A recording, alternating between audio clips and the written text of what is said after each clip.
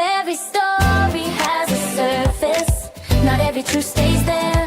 When the noise gets louder, clarity's still rare.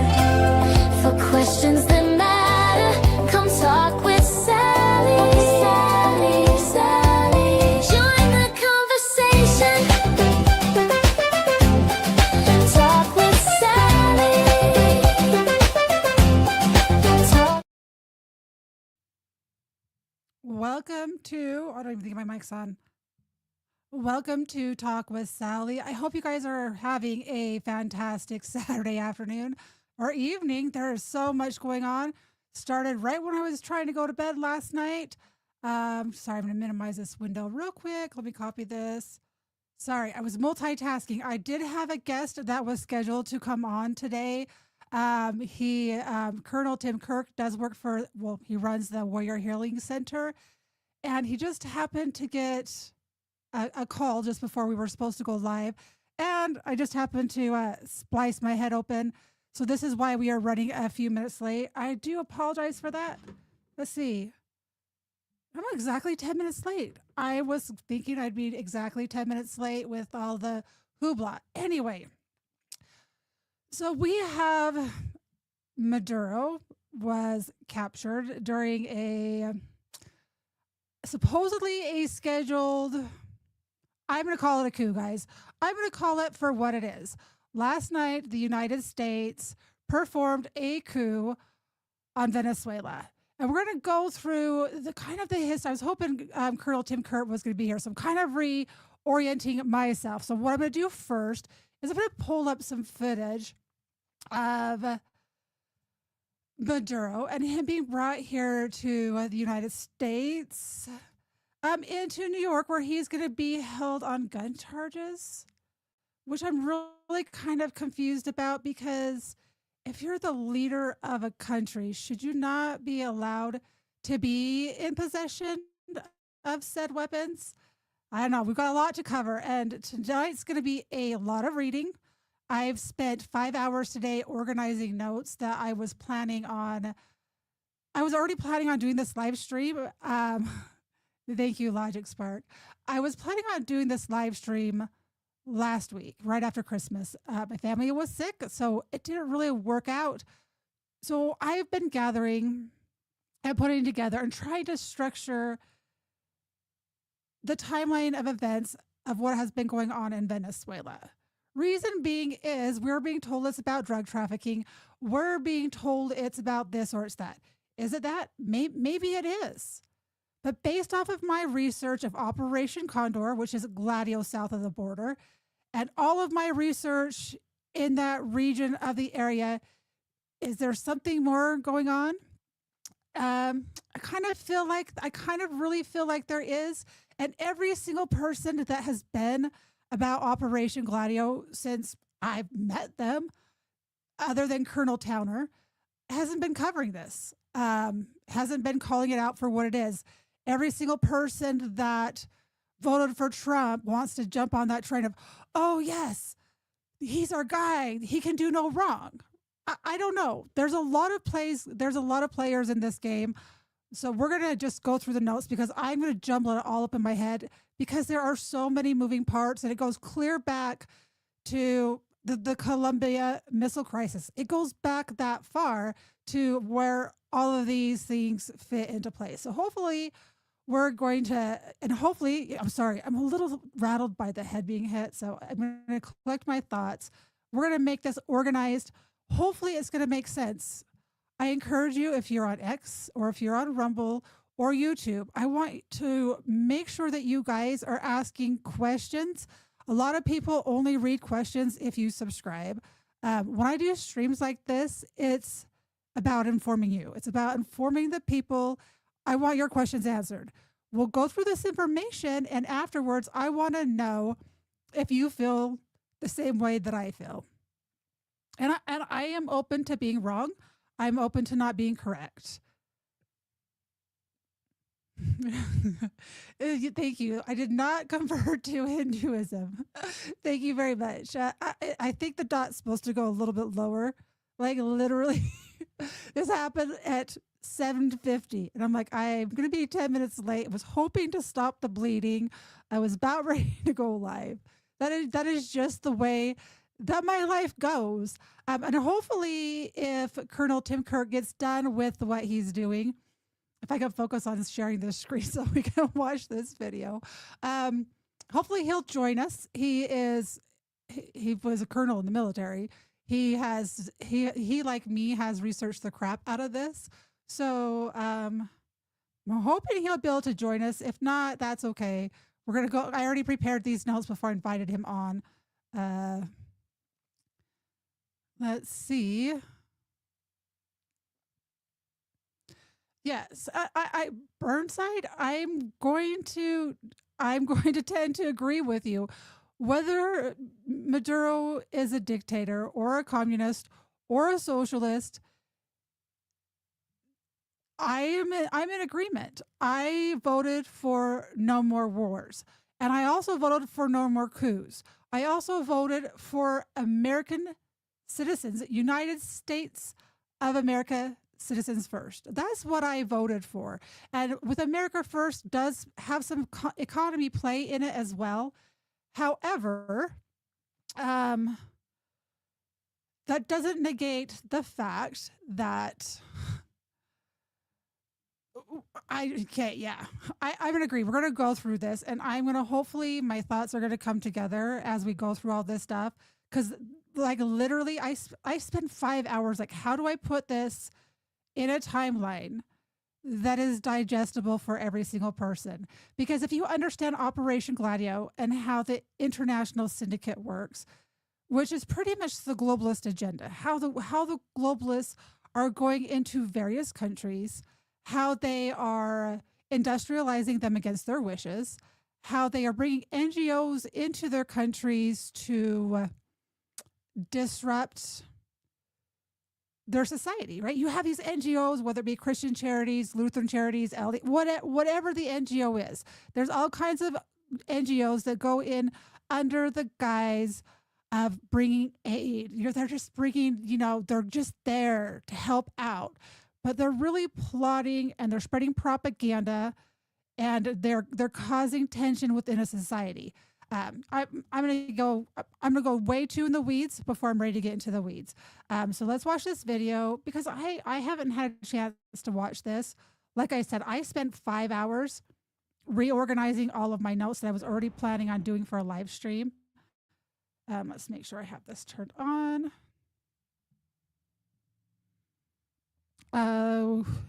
Yep, my audio on my mic is working.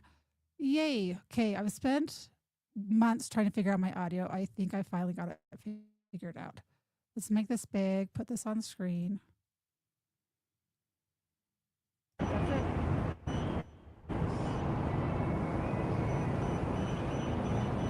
Think he's in that armor? Probably in the Bearcat. I think so, but he's in the Bearcat. You think he's in that armor? Yeah. Probably on the Bearcat. I think so, bro. So he's in the Bearcat. I got it. Nice and long.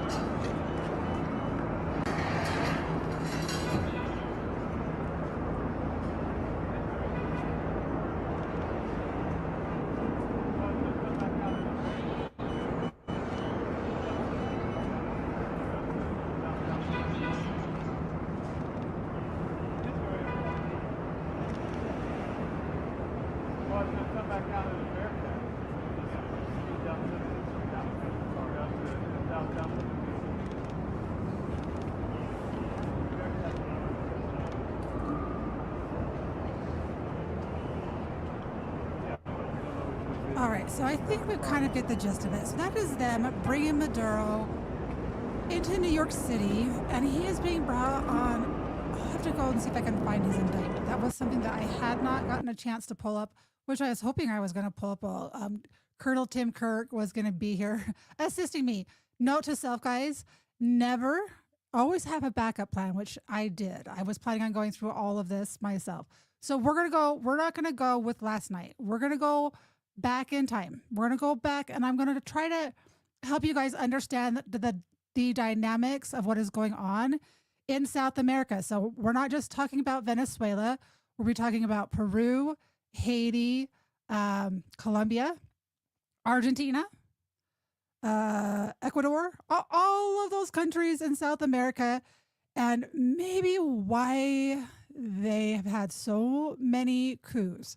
When I covered Operation Condor, which is Gladio south of the border, I was having cognitive dissonance for about 6 weeks. It was really hard for me to live stream.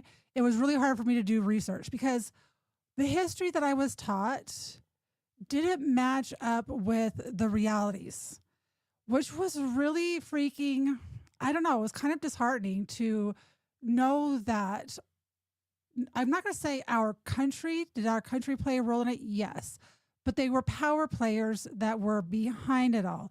It was the CIA. It was Kissinger. It was all of these other players. So it was extension of the CIA through means of USAID and other kinds of aid, all disguised, all to help bring democracy to your nation. The end goal is to take your resources. So as we're going through all of this, which I accidentally found some good gold. All right, guys, I'm going to start rambling. I'm not going to make sense. So I'm going to let you guys know that this is the article. This is a long article that I pulled a lot of my information from. They must have just barely updated it because this was originally written in 2021. So there's more updates to this article, but this is where I get it from, and it's by Nan McCurdy and Nora McCurdy, and it was originally July 19th, 2021. And the plan follows the president of 1970s state-sponsored assassination campaigns targeting leftists. So I'm going to kind of read a little bit of this because it's a good introduction. Operation Condor was a U.S. directed, let me make sure it's on your screen first. No, it's not on your screen. Did I not share it? All right, so I'm glad I'm sharing this without sharing it. All right, so here we have it, guys. Yes, the U.S. put sanctions on them, and we're going to cover that extensively. LW Roll Tide. Yeah, the sanctions. The sanctions is how they get these people to go along with everything that they're doing. So we'll click on this article. Okay, so it's by Nan McCurdy and Norma McCurdy, and it was originally put out in July 19th, 2021. So remember that Biden took office in January of 2021. So Operation Condor was a U.S. directed secret intelligence program in the 1970s and early 80s. So it's during the dirty war in South America. In 6 South American U.S.-backed dictatorships, Chile, Argentina, Brazil, Bolivia, Uruguay, and Paraguay, that resulted in the torture and disappearance of thousands of people. And so to put it in kind of a context, you guys keep hearing that everything, oh, it's communists, they're socialists, they're this, they're that. That is the excuse that they have been using since 1947 to go into all of these various countries to bring democracy to their land. You know, because the United States is the gold standard. Everyone should live like the United States. So because they are communists or they're socialists or they vote differently or think differently, then the United States is always looking for an excuse to bring military troops in to bring democracy to their nation. So that's their excuse. That's always been their guise. The victims include dissidents and leftists, union and peasant leaders, priests and nuns, students and teachers, intellectuals, and suspected guerrillas.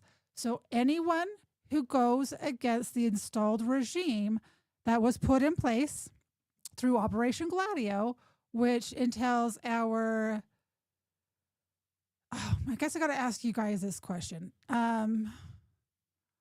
In the chat, I need you to guys, if you understand Operation Gladio, I need you to put a 1. If you've never heard of Operation Gladio, I need you to put a 2. Because I could give you a brief overview of what it is. So as I'm explaining these things, they make more sense. So I'm watching the chat here, gonna see how much detail I need to go into.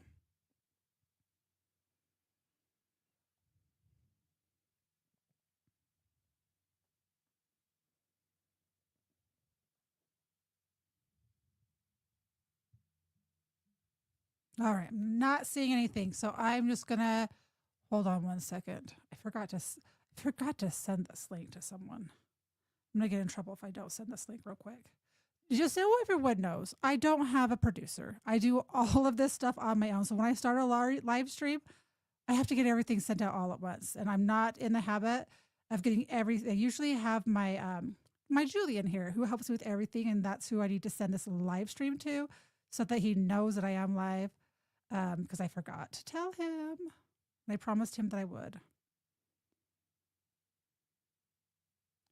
I couldn't find my glasses. I knew I was going to be doing a ton of reading tonight, so I didn't put my glasses on. So I had to wear contacts so that I could read the screen because I couldn't find my glasses. So now I can't read my phone because I'm blind. I can't see. I can see far away, but with contacts you can't see up close. I'm sure you guys don't know.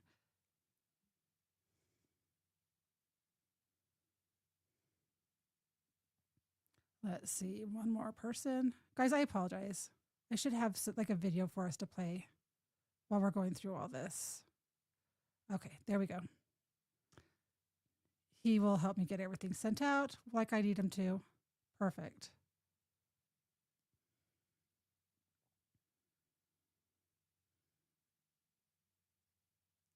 Dead air for 2 more seconds, guys. Oh my goodness, I'm trying to pin this. Trying to pin this live stream.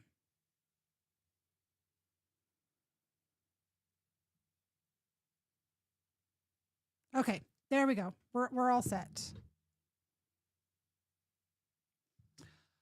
Deep breath. Okay, we're gonna start with my notes, guys. I have 10 pages of notes, and I'm hoping that as we go through these, this is going to make a lot of sense. Oh, I can't share it like that. How do I share? Let's see. Make that big.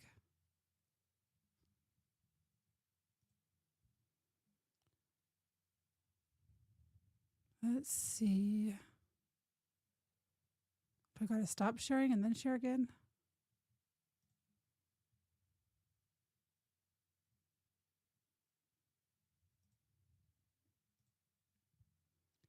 Let's see. Do I got to share entire screen? Window.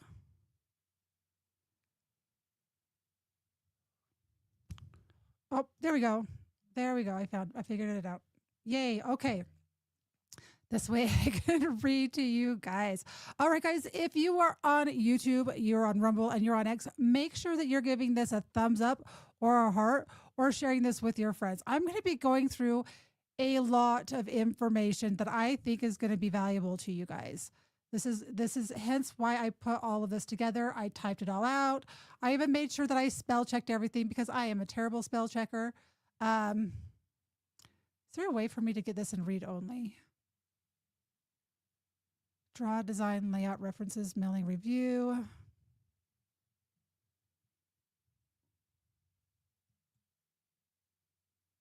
Proofreading.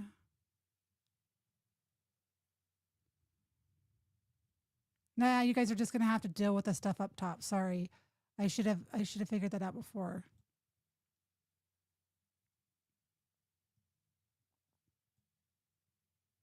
All right, so let's go. We're going to start from the beginning. Now that I'm not discombobulated anymore, we have Operation Condor was a U.S. directed secret intelligence program in the 1970s and early 80s in 6 South America U.S. backed dictatorships: Chile, Argentina, Brazil, Bolivia, Uruguay, and Paraguay that resulted in the torture and disappearance of thousands of people. Guys, when you guys hear Pinochet, when you hear of the planes going up over the ocean and they're throwing thousands of people into the ocean, the reason why they used that method was because they had tortured and eliminated so many people that they no longer had room in the stadium where they were originally burying them. So then they would put them in a military big huge airplane, pile everyone in, and they would shove them out of the plane over the ocean while they're still alive, while they're awake, and just push them overboard. So that was under Pinochet's regime. And we were told, oh, these guys were communists or they were socialists. In reality, what they were is they were dissidents. They were people who were going against what the regime wanted in that area, right? So the new leadership that was installed, they went against it. So they could be nuns, they were teachers, they were students, they were priests, they were teachers, they were intellectuals. And if they were suspected of going against the installed leaders, you would have this group of, I would say, gladiatorial soldiers, right? Which are trained in propaganda. They're trained in explosives. They're trained in all kinds of tactics to subvert and overthrow a government. So if they thought that maybe you're going against them, what they would do is they would plant pamphlets trying to accuse you of being pro-communist, or they would try to set you up for doing things. They would capture you, they would torture you, and they would unalive you. That's just what they did. And suspected guerrillas. So if they organized any type of militia to go against what was going on, if they suspected it, they did the same thing. So Bolivia President Evo Morales so we're going to go up to 2019. So that's kind of going back then. I'm not going to go through all of the coups. Good evening, Aaron. I could go through all of the various coups, and I think it's like a 5-hour presentation. And I do have it. It is on my Rumble channel. I don't believe it's on my YouTube channel because they didn't like the topic of Operation Gladio when I first started streaming and doing my research into this. So it's exclusively on Rumble. You can go search Operation Condor, Gladio south of the border. For those of you who are on X, I will find it and I will re-upload it to my X channel so that you guys can find it and you guys can watch it. There's slideshows. I go into great detail. So we have Bolivia President Evo Morales has recently suggested that the 2019 coup directed against him is part of a new U.S. plan Condor, whose aim is to roll back the renewed left-wing ascendancy in South America. All right. So I'm trying to understand, and this is where I didn't take time to do some research today because I'm kind of new to politics. I understand how things work in the United States. I know all the factions of the left. You know, we have the Democrats, we have the liberals, and then we have the radical far left, and then we have the same type of hierarchy on the right. So I'm understanding that dynamic. So from what I'm understanding from all of this is that the left would be the equivalent to the Democrats. From what I'm understanding, it just seems like they are always flip-flopping. So the left, the new left-wing ascendancy in South America. So anyone who is wanting to nationalize their country and stop allowing other countries to come in and industrialize it, or, you know, imperialism, they're against imperialism. That's when they start having issues. So in a speech in early July with PDS 10. So in a speech in early July, so this is going back to 2019, Morales stated the sending of war materials by the former president of Ecuador, Moreno, and Argentina, Macri, and the letter of thanks from General Terceros are further evidence that, together with the assistance of the president of Haiti by former Colombian military personnel, show the execution of a second Condor plan under U.S. direction. Okay, so I don't know. Do you guys remember going clear back when, the president of Haiti was eliminated and it was all kind of shady how everything went down? Okay, so this to them is like kind of signifying, okay, guys, we've got a second Operation Condor taking place. They did not like the leader that was in place at that time. So we alert the Latin American social movements about Plan Condor 2 and the need to strengthen the struggle for peace with social justice and democracy to preserve the sovereignty and independence of our state and the dignity of the people. In the face of Bolivia right wing and its U.S. paid media that lie and do not show a single piece of evidence of the alleged fraud 2019 elections, more evidence continues to appear about those who participated in the 2019 coup d'etat and the support given by anti-popular governments with war material and money. Okay, so this is going to Haiti and the coup that took place in Haiti.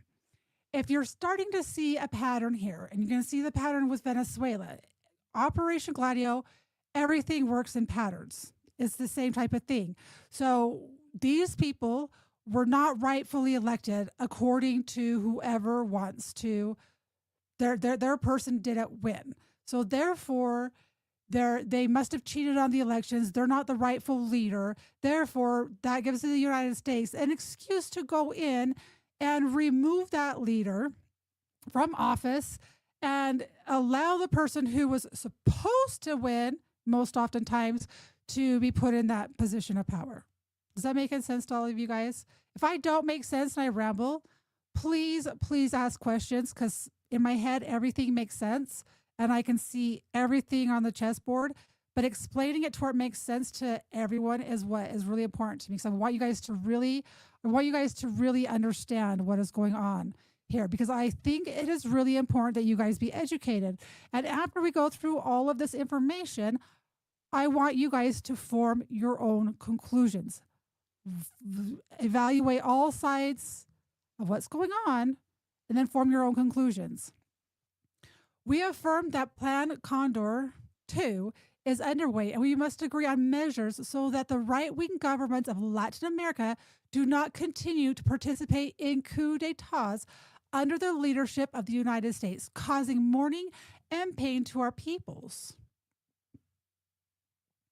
We warn the people, militants, sympathizers, patriotic military, and professionals committed to their country.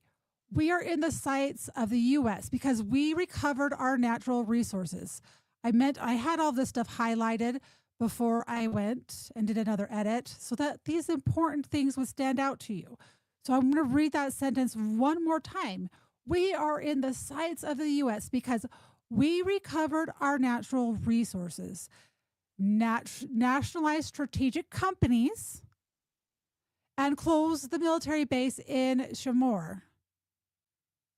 They do not forgive us. So when you hear Donald Trump talking about Venezuela and how we had like ExxonMobil and we had all these oil companies go down there and they industrialized, they went and they set up factories and they set up businesses that were going to benefit who? Who did those businesses benefit? Not the people of those countries, not the people of Venezuela, the elites that are part of the international syndicate, which the international syndicate, this is my definition. You can define it however you want and give it whatever word you want. But this word, I call it the international syndicate. If you take the deep state of every single nation that is part of NATO and the UN and our allies, okay, and our allies, so they may not be part of the UN or NATO, but they're still considered allies. They all have a deep state. They are all working together for one goal, and that is a one world government, one world leadership. That is their goal. So if you think of that's what the international syndicate, in my terms, my definition, is the deep state of all of those countries working together.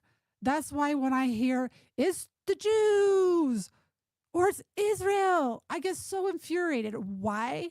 Because it's not. They all are working together. You've got the UK, you've got the EU, you've got all of those countries all working together to work towards a one world governance.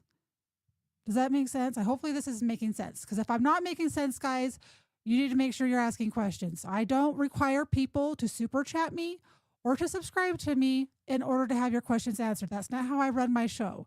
You subscribe to me and you leave super chats or tips because you want to. So we're going to go to Cuba. So now we're going to kind of go back just a little bit, right? This is, we're going to go now that you kind of know where we're at in history now. We're going to go to Cuba on the new Condor hit list. And we're going to cover these other countries because they all play a role, okay? Cuba on the new Condor hit list. That the new Operation Condor represents an extension of the old one is evident in Washington's continued subversion efforts directed against Cuba, a country that has defied U.S. imperial, keyword imperial designs since the 1959 Cuban Missile Crisis. If you guys don't, there's two versions of the Cuban Missile Crisis. There's the United States version that we were taught in history class. That's all, that's all we know. And there's the version that the Cubans know. It's important for you to know both versions of the Cuban Missile Crisis, because were they really communists during that time, or did they groom a leader to be in a position of power? And the second that he got in that position of power, then did not allow the United States to bring in drugs from that country, coca leaves, cocaine, during that time into the United States, to Mexico, to California. Was it that? Or was it really that they were communists and they were horrible? Did they have a dictator leader? Yes, they did. I'm not going to say I like their leader. I'm not defending any of their actions of these leaders. I'm going to give you facts. That's all I'm doing here. You pay attention to, and you form your own decisions, please. So as Cam reported, that is the writer of that article that I showed you. As Cam reported on June 23rd of this year, so we're going back to 2019, 184 countries of the this might be 2021. This is an old article. I should have put that year in there because I think this is during COVID. As Cam reported on July 23rd of this year, 184 countries of the United Nations General Assembly voted in favor of an end to the U.S. embargo on Cuba. It was the 29th consecutive year where virtually all countries, except for the U.S. and Israel, made this demand. All right, so let's read this again. This is an important paragraph. As Cam reported on June 23rd of this year, 184 countries of the United Nations General Assembly voted in favor of ending the U.S. embargo on Cuba. These have been going on, guys, since the 1960s. It was the 29th consecutive year where virtually all countries except for the U.S. and Israel made this demand. In recent years, the Cuban media have denounced the millions of dollars of U.S. funding through organizations like the National Endowment for Democracy. Let's see. Did you say turn my volume down a little bit? Turn up. Turn up. Oh, that's a first for a minute. Okay, let me go here. Does that change it at all, PDS? Or do I need to speak more directly into my mic? Oh, I had it turned low for a space.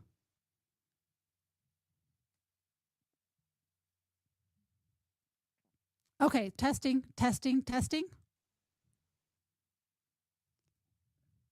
Oh, wait, it's going to be a 30-second delay, guys. But I would rather you guys. And here I think I'm speaking so loud. I was so proud of myself. I'm pretty sure I had it turned down because it's super loud while I do spaces. Audio is good on Aaron's part. It's slow. I'm waiting for you, PDS. While he's doing that, I will grab myself a drinky of water. Pause. PDS, I'm waiting on you.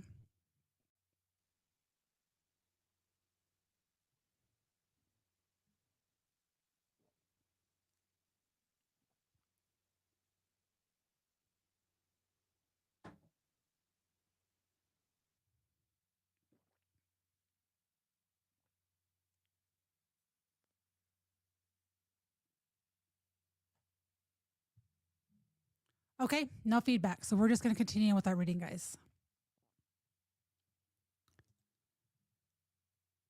A little more up. I can definitely do that. And I can also talk more directly into the microphone because that could be an issue as well. Thank you, Aaron. It's very kind of you to say. All right. Okay. So where was I at on here? Guys, my eyes are watering and my nose is going to run. So I might have to mute my camera a couple times because, you know, the naga and the eyes, they all kind of run together. All right, there it was. In recent years, the Cuban media have denounced the millions of dollars of U.S. funding. Okay, I want you guys to pay attention to this because this article was written back in 2021. And since 2021, actually, since the election of Donald Trump, we... why is it needing to go up more? If it's not loud enough, then I may have to reset my soundboard and my computer, which is an option. It'll take me about 30 to 60 seconds. So if it doesn't improve with what I've done, then please let me know because that is an option that I can do. That's better? Okay. Let's see. Okay, so back on track. Thank you, PDS. I always appreciate someone. Everyone's like, that sounds fine, PDS. Just turn up your volume on your end. Okay, so let's backtrack here. I lost my train of thought because I want to stay focused. I've really tried really hard to stay focused on this because there's so much information. I keep saying that because there is. So in recent years, the Cuban media have denounced the millions of dollars of U.S. funding through organizations like the National Endowment for Democracy, NED, to create a fund opposition media and the organization of youth. So you have the NED, which the NED, if I remember correctly, I covered this in my live stream a couple weeks ago.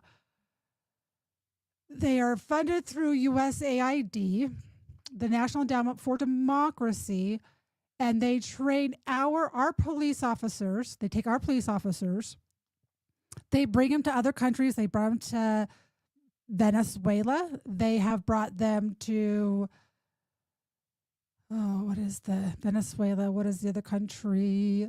Not Thailand. The Vietnam, right? During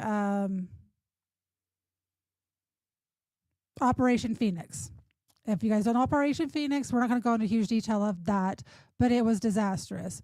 But they would take our police officers, teach their police officers, their military, their National Guard how to pretty much eliminate dissidents, because it's much better if their country, the people who look like them, are the ones doing it.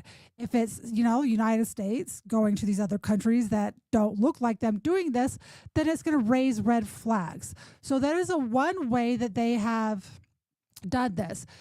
And I believe that Colonel Towner, I don't know if you guys are familiar with Colonel's Corner.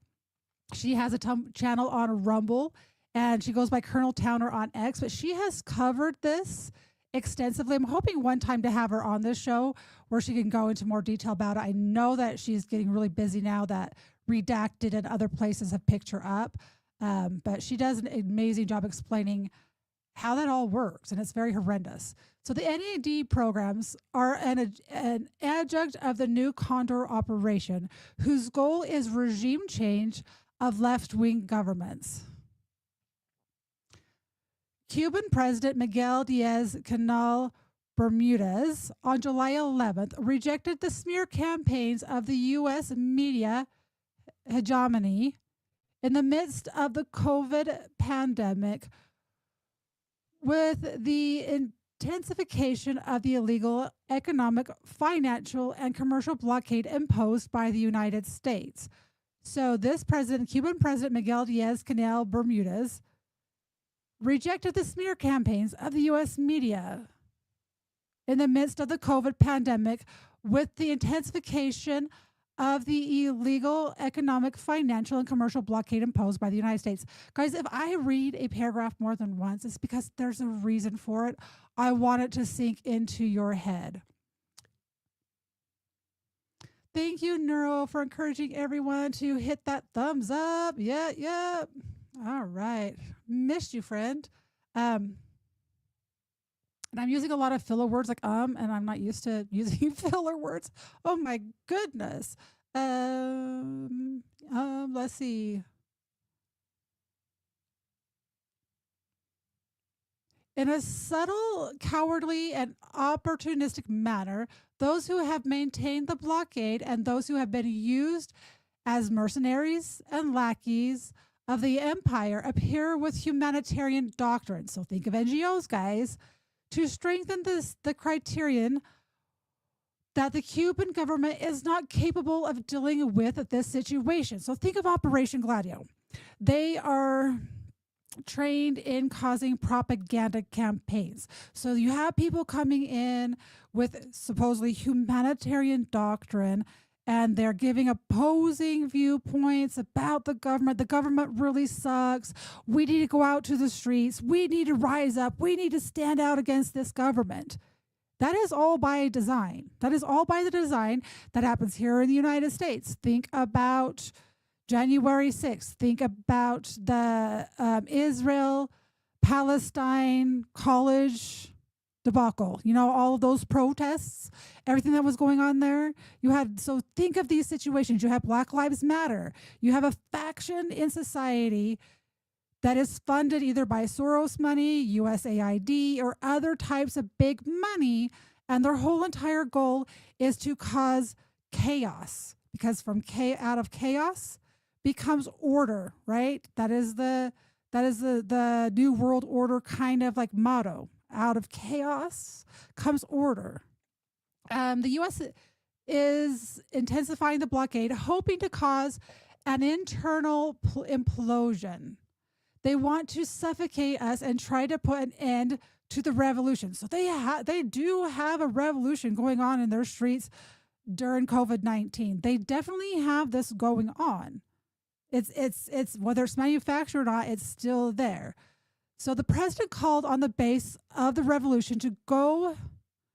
Let's see, did I read all that paragraph? I don't think I did. They want to suffocate us and try to put an end to the revolution.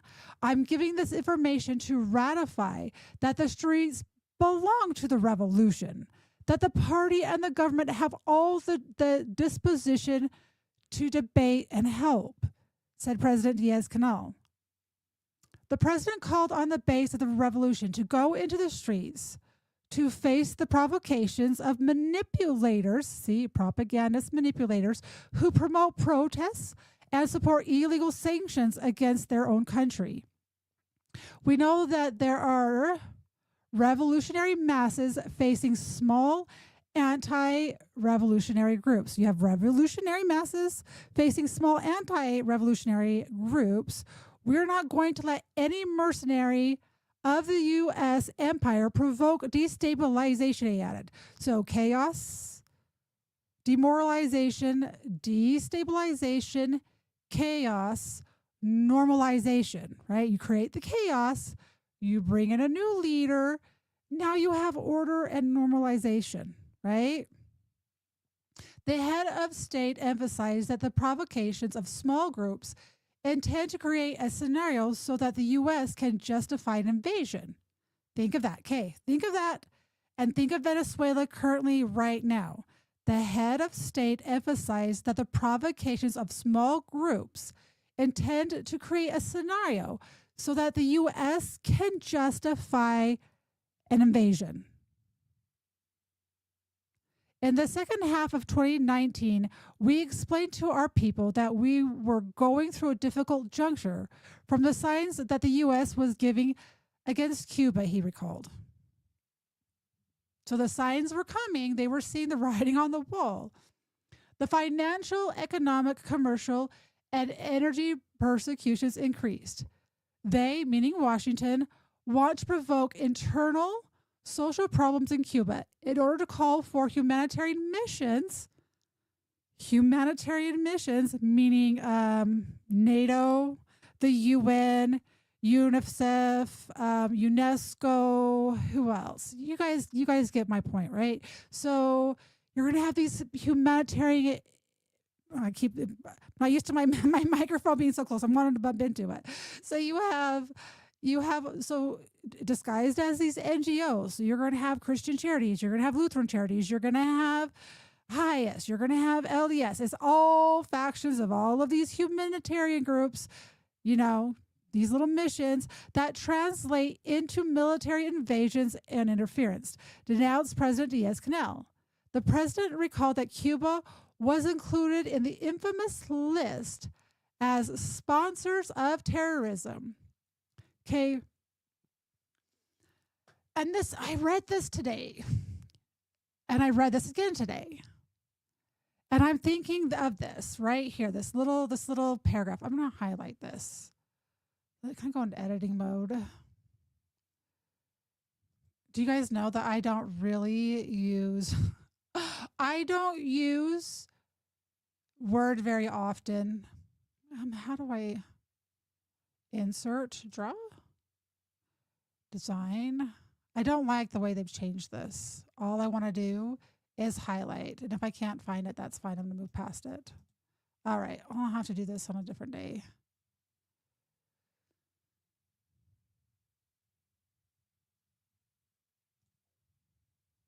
All right. We're just going to stay here. How do I get rid of this thing? Full screen mode? What the fetch? Oh my goodness, guys. I have full screen mode. That really just made me happy just now. That was what I was trying to get. Why can't I do it? Hold on. Let me go back to there. I wanted full screen mode earlier. Let's see. Where did I just see that at? Let's see. Oh my gosh. This is what I wanted so that you guys didn't have to see. Oh, I can't. As soon as I click on it, it does this.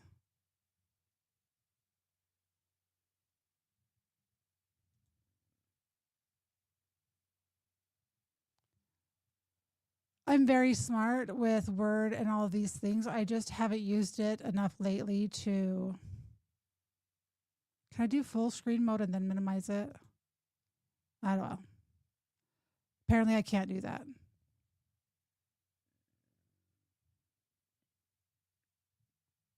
Now hopefully I don't lose my spot.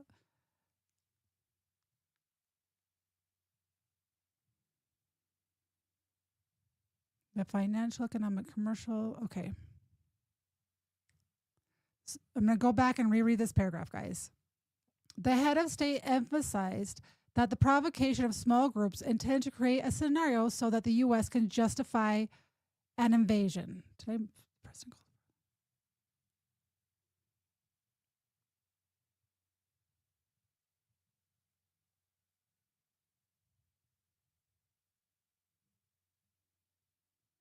I feel like I skipped.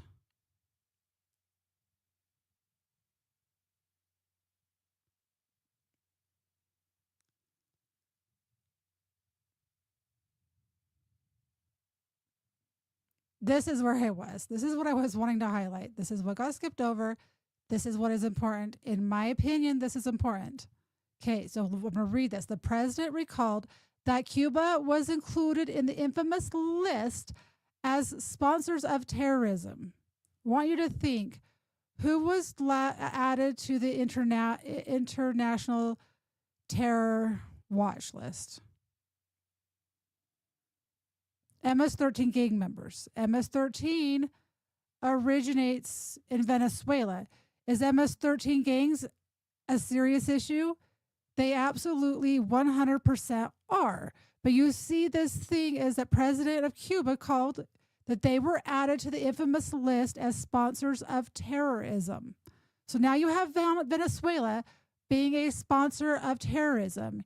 You go up. The financial, economic, commercial, and energy persecution increased. They, Washington, want to provoke internal social problems of Cuba in order to call for humanitarian missions that translate into military invasion and interference. And I'll have to go look and see. I thought I recalled them wanting to bring the UN in there and NATO in there for humanitarian relief. Do you guys remember them talking about this recently? I'm just going over this as a pattern. Okay, I know the MS-13 gang members are bad. I know that they were intentionally released into this country. I also know that our CIA, when they originally set up Operation Gladio, when they originally set up our CIA, they also helped to organize the cartels so that the cartels could run. It started with the heroin into the Bronx, and what's the other? Why can I never remember the second part in New York? The Bronx and Harlem. So in the Bronx and Harlem, they intentionally brought heroin in there into this part of the world. Why? They were very racist. They didn't care about blacks. So they were willing to bring heroin and disrupt families, destroy lives, all in the guise of, all not in the guise, so that they could make money for their black operations. So our CIA creates this international syndicate where they have these, the mafia was where it originally started. So you have, I got to backtrack to make this make sense to you guys. So the CIA is created. The same time Operation Gladio, I think Operation Gladio was created during the OSS, where they created werewolves. Werewolves were left behind soldiers that would dress in Russian garb, and then they would go in and attack Russians. Germany would go in, attack the Russians, dress like the opposition, do attacks by night like werewolves, right? They would attack at night and they would go back about their daily lives. They were everyday men that were trained in espionage, propaganda, terror attacks, all of the things that go along with this type of thing, okay? So it started with that during the OSS. Then we have the CIA created with the Dulles brothers, and then you have funding from other families. You have the CIA created. Well, they needed their off-the-books money, right? They need their money. So your black money, they need this money. How do they get this money? They get it through drugs, trafficking of human beings, and weapons. So those are the ways that they get their money. So they recruit the mafia to bring the heroin into the Bronx and into Harlem, right?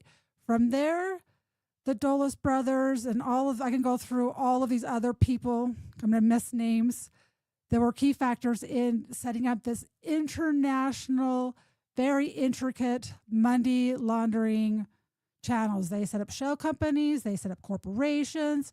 They set up false banks. They did all kinds of stuff. So they bring the heroin, the mafia brings the heroin into this part. I'm going to just use this part for example. And then they take the money from Harlem and the Bronx. They would take it to D.C. They would get bonds with that.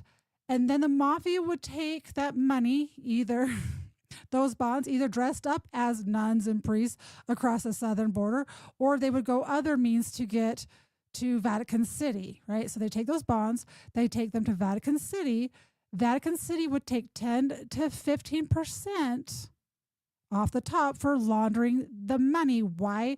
Because the Vatican City has the most secure banks. There's no records. There's nothing. They keep zero, zilch, nada, nada, nada. It's one of the most secure banks. So what they would do then, Vatican City, you'd have all kinds of people with the mafia or the CIA would be right next to the Vatican, right next to all those people at Vatican City. They would then take that money and they would disperse it through banks through Europe. And from there, they would buy weapons. And when I talk about weapons, I'm not talking about pew-pews. I'm not talking about these little guns. I'm talking about weapons of mass destruction. So you take these weapons of mass destruction, and then they would take it to the Golden Triangle. The Golden Triangle is Burma, Laos, and Thailand. That is where they have a bunch of poppy fields. I wonder what they're going to make with that poppy. So they would take those weapons. They would trade them. Remember what was going on during that time? You had the war with North and South Korea, China, all that whole area was under chaos, right? So they were selling weapons of mass destruction. And this is where the industrial war complex was created, right? They weren't necessarily boots on the ground. They weren't necessarily there fighting, but they were supplying the weapons. In return, they were getting the poppy. They were then taking that poppy through this route all the way over to Corsica, where it was being refined, yada, yada, yada. And then it was shipped to like Cuba and other places. And then you get the mafia picking it up. And then it's brought into Florida. It's brought back into the Bronx. They use DEA. They use CIA. They use FBI. Anyone that could be on the take, they use that to help transport. They used the Teamsters. They used unions. They used all kinds of things to transport in this huge thing. So when I say the international syndicate, and when I talk about Operation Gladio, that is what I'm referring to. So if you see this pattern of how they work and how they operate, you can start to see. So they need money to be able to bribe these leaders in these countries to go along, to get along, to do their bidding. Why? Because they want to industrialize in their nations. They want to impoverish their citizens. They want to take their resources to not to enrich the United States. And that's why I always get so mad at people when they say, oh, the United States is the ones causing all this destruction. Okay, I'm a United States citizen. I'm not for that, right? And I don't think that every single politician is for that either. So that's where I like to say who it is. It's the international syndicate. It is those who are able to be blackmailed. Okay, so I told you that trafficking of human beings, guns, and drugs was how they made their dark money. But what oils the whole entire system and what keeps everything flowing like it's supposed to is blackmail. Blackmail with underage children, right? That's when you have the Epsteins. That's when you have the P. Diddy's. That's when you have, they might have been compromised and put in a position 20 years ago. Now they're in office. Now they're in a position to do something. And now they're going to call it due. Okay. So guys, that is, I have covered that in detail. It's over 30 hours of going into all the players and all of this. That is a summary of the international syndicate. That is how these things work, and that they need their money to blackmail people to get in positions of power to go along with what they want. Okay, I'm going to read some chats. Make sure I haven't missed anything while I've got this in front of me. What's up, D? Yes, they enrich the CEOs, to enrich the elites, to enrich the oil company owners, the petrodollar, blah, blah, blah. Okay? You guys are seeing the picture. And if I sound crazy, guys, this is from months and months of research that I did when I very first started live streaming. And this topic to me was like, where do I start with all this crazy stuff that I'm doing? And once you realize that they've lied to us about history, that they have used media propaganda, not just here in the United States, but in other countries as well, you start to understand why all these other countries hate us. They come here and they come from Afghanistan and they just go and decide to take the lives of National Guardsmen who they supposedly worked with our CIA. Do you think that they just did that because they love our country? No, they hate us. They hate us, and that's what the problem is with allowing these people to come here. All right, let's hopefully I didn't lose track. Okay. I felt like that was important for you guys to know. The head of state emphasized that the provocations of small groups instead. Okay, so now you guys know. So one of the ways that the international syndicate also works is through NGOs, through USAID, through all of these various different groups, and that's why I wanted to explain Operation Gladio. They use the UN, they use NATO, they use UNESCO, UNICEF, and so many more that I'm not going to remember off the top of my head. So the whole key that set me there was sponsors of terrorism, a unilateral list. They believe they are emperors of the world, he added. So the CIA needed, after Operation Gladio, which was in Europe, okay, you had the Golden Triangle was going away. So then you had what's called the Golden Crescent, which was Afghanistan, Pakistan, and Iran. So you have the Golden Crescent. When you talk about all of our troops that were in that area, that were guarding poppy fields, that they went to this war to guard poppy fields, that was the Golden Crescent, okay? And while they're all transitioning through all this stuff, they also were setting up the cocaine. They were going from heroin, and then they were starting to bring cocaine into the United States. That's when you started having the drugs going into California, through Mexico, yada, yada. But they had to organize all of these cartels to get that to work, okay? These cartels don't do anything without the permission of our CIA. So who created these cartels that are in Venezuela? Cartel de la Sol. That was created by our CIA. So when you say, oh, this cartel that Maduro created and was utilizing, that's what he was doing to do all of this stuff. He's the one who sent all of these MS-13 gang members to the United States. Was it him? Or was there a bigger play because they needed to destabilize the United States? They needed to make us pissed off enough. You bring MS-13 gang members that receive children, upwards of the numbers of like 300 plus in just one facility. They receive children, right? You bring this problem into our country. You know they're doing this. You're going to make the populace outraged. And so then you're going to get it's going to give you justification for this new president to come into power and say, we've had enough. Maduro emptied his psych wards. He emptied his prisons. He sent the worst of the worst here to the United States with the direction of Biden, mind you, right? So Biden was also making a deal to make this all happen. Was it Biden or was it one of his players down there, Blinken or Pompeo, and who was the other one? I have them. They're later in my notes. But think about that, guys. So I'm giving you a scenario. I'm giving you things to think about for you to use your own logic, your own understanding. You get to form your own conclusions from this information. Knowing how Operation Gladio works, Operation Condor and Gladio are the exact same thing. Gladio was just in Europe. Gladio was south of the border. Okay, so you have our South American countries that were impacted by that. That's the difference, but their MO, their patterns are the exact same. All right, I'm gonna have to mute my mic, and I'm gonna have to mute my camera because I'm gonna have to blow my little snout here. So I do apologize, guys, but I'm not doing it on camera. As much as people might be into that thing, I'm not. So give me 3 seconds.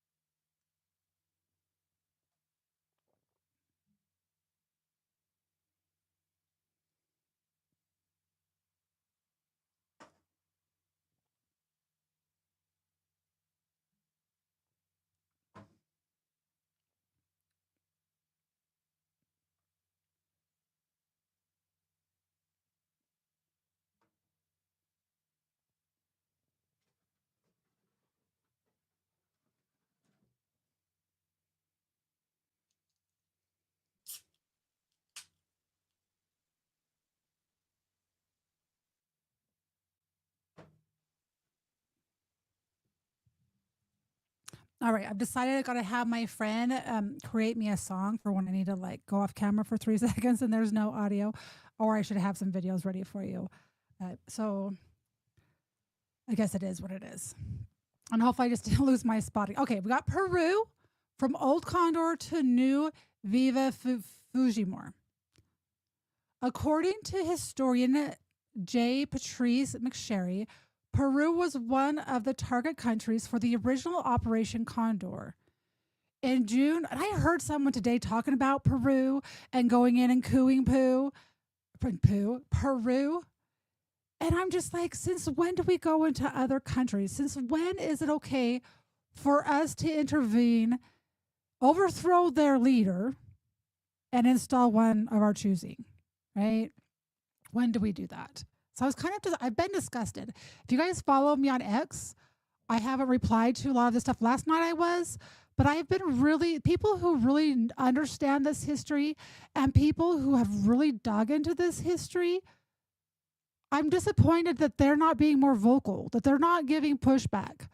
I tried to get into spaces today to talk about this because I had all of these notes right here to talk from that I've had, like I said, I was planning on. I had a feeling that all of this stuff was boiling. I've been paying attention to what was going on in this part of the world. So I knew it was coming. I wanted to have this live stream before this happened because I wanted you guys to be educated so that when it happened, you knew what was going on and you could you could be educated and talk about it from an intelligent point of view. Okay, so in June of 1980, Peruvian President General Enrique Morales, Bermudez, 1975 to 1980, collaborated with Argentina security forces in hunting down Argentine leftists in Peru who were tortured and disappeared. The U.S. later provided security assistance to help Peruvian President Alberto Fujimor from 1990 to 2000 destroy the left-wing Sendero Luminoso guerrilla movement. Fast forward 2 decades, and Washington appears to be filled out. Hold on. Blurry contacts. What's up, Mr. Andrew? Fast forward 2 decades, and Washington appears to be pulling out all the stops under the new Condor to try to orchestrate a coup designed to empower Alberto's daughter, Kiko, who, like her father, would advance policies that favor Peru's wealthy classes and transnational corporations. Okay, transnational and wealthy. Okay, guys, I want you to think about this. Transnational and wealthy. As Cam reported, in the June 6 elections, Pedro Castillo, a teacher and candidate of the Free Peru Party, won the election in the second round. But Fujimor, who is facing a long jail sentence on corruption charges, refused to concede. With 100% of the votes counted, Castillo won 50.127% of the votes, 8.84 million votes, beating Fujimor of the I hate foreign languages. I just like English. Verza Popular Party, who received 49.873%. So 8.79, that's a close race, kind of. The U.S. and the Peruvian oligarchy, as well as Fujimor and her army of lawyers, are using the model of an electoral coup. Okay, where else have you guys heard of an electoral coup? Have you guys know where this is? Does that sound kind of familiar? Right? Venezuela, Maduro wasn't rightfully elected. This person here in Peru wasn't rightfully elected. They're all trying to say it's Smartmatic, guys, but Smartmatic was created by 2 ex-Venezuelan Pats who just happened to be in Florida, in the same area where all the Cuban exiles just happened to be. They just happened to work with our CIA, or maybe we're our CIA, right? So you have the faction. So they just happen to be in that area. They have the Smartmatic. Did they move it up to Maryland? What's Dingbat from? Biden is from, starts with an S.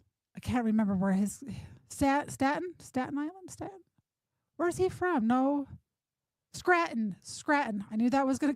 That is my brain. That was a lot of pulling to get there. So up in that area, and now they're located in London. So they're trying to say that Maduro, using Smartmatic, who was created by Venezuelan expats who lived in the United States and at one point in California, but they use this to subvert elections. If they're using Smartmatic to subvert elections to install leftist leaders, how many countries have leftist leaders in this region of the world? Let that sink in for just a second. Okay. All right. So the U.S. and the Peruvian oligarchy, as well as Fujimori and her army of lawyers, are using the model of an electoral coup to try to keep Castillo from the presidency. He is calling for a Okay, how long have I been on mute there for? For about 10 minutes, maybe? Was I on mute for 10 minutes, guys? Were you able to hear me at all the last 10 minutes? I hope you did. That was a good blunder. Not a single person said I didn't have audio. So that whole time I wasn't muted? Okay, I need to figure out. Oh, because I've got to mute on StreamYard the way I have this set up. Oh. Good. Okay, I just had a panic attack. I gave out so much information that I'm just like, oh, how am I going to go back and remember to tell you all that stuff? Oh, right. Good that we can continue. Thank the Lord above. But you heard me the whole entire time. Okay. I need Julian to be here so he can tell me what I screw up. The U.S. and the Peruvian oligarchy, as well as Fujimori, and let's go. He is calling for a constituent assembly and appears to favor far-reaching reforms that will improve the lives of the impoverished majority and diminish the power of the country's elites as well as corporations. Okay, they want to be nationalists. They want to take care of the poor. Think about this, guys. I want you to start paying attention to these words because these words are words, especially here in the United States, that they're trying to discredit. If you say that you are a nationalist, if you say you're a right-wing nationalist, somehow you are a Nazi nationalist, somehow you're a radical, somehow you're woke right? So they're trying to put you into this bubble that demonizes you. Nationalist just means you don't want other countries coming into your nation, putting up factories, putting in leaders in position of power that dictate your policy. Right? Can you see how that's nationalist? You don't want these foreign countries setting up industry.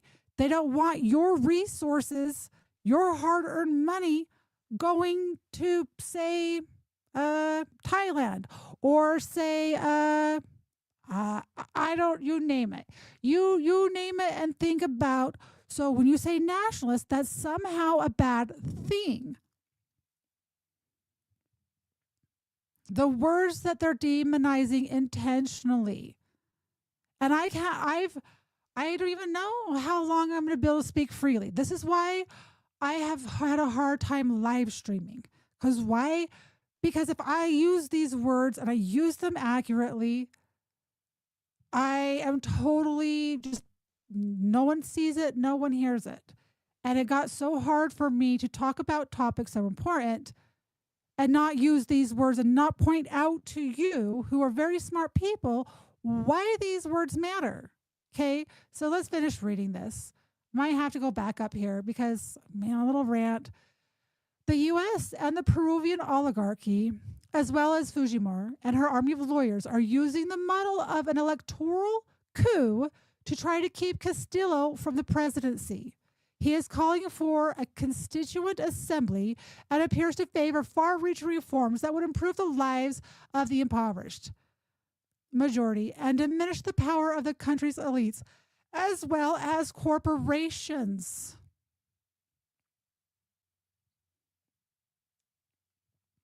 Just 6 weeks before the election, the U.S. sent a new ambassador to Peru, Lisa Kenna.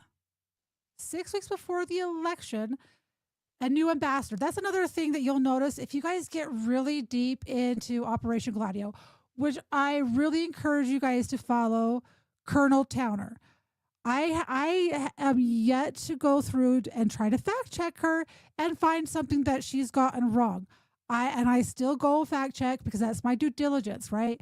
You can have someone can put out a lot of good information and then they could just decide to sneak in some little falsehoods in there. I'm still yet to find anything that she puts out that is not factual. Okay. So if you want to get down to the little nitty gritties of all of this stuff, she's who you want to follow because there's a pattern of ambassadors traveling from country to country to country. And there just happens to be a coup that takes place within a certain amount of time of them being in that country. So we have these various ambassadors that are aiding in the coups of these countries. I want you guys to think about that. Kenna was an advisor to former U.S. Secretary of State Mike Pompeo, a 9-year veteran. Okay. Was an advisor to former U.S. Secretary of State Mike Pompeo. Oh, gee, he was such a great person. A 9-year veteran at the Central Intelligence Agency and a U.S. State Department official in Iraq. What dirty tricks she may be trying to help pull remain uncertain, but if Morales is correct about the new Condor, she is definitely someone who is supporting it. When the Order of Malta minions use the phrase national security at the podium, they are virtual signaling to obstructing justice. No, I don't think that you're wrong there.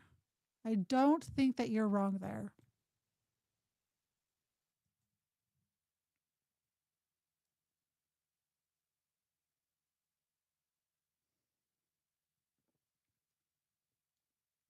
I'm pretty certain that I put my lip stuff across the room and my lips are dry. But that's okay. It's going to distract me from this big goose egg on my forehead that I have.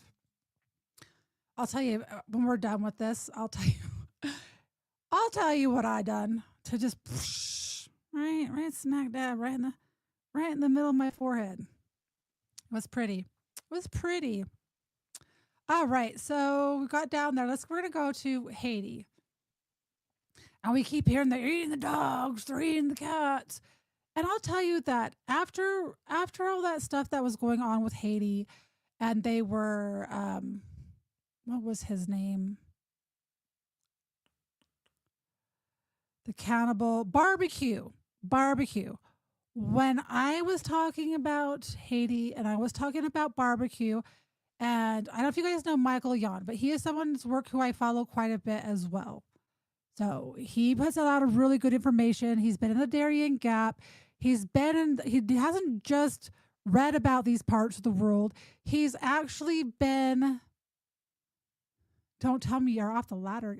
No, I wasn't on the ladder, PDS. You're just trying to me.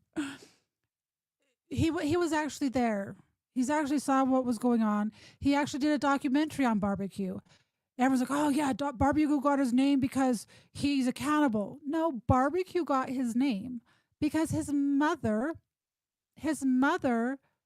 would make big, huge barbecue feasts, and he would take those meals and he would deliver it and serve it to the poor. Okay. I got into so many fights and spaces over that. They're like, no way, that's da. They're this. There might be people who are bad in Haiti.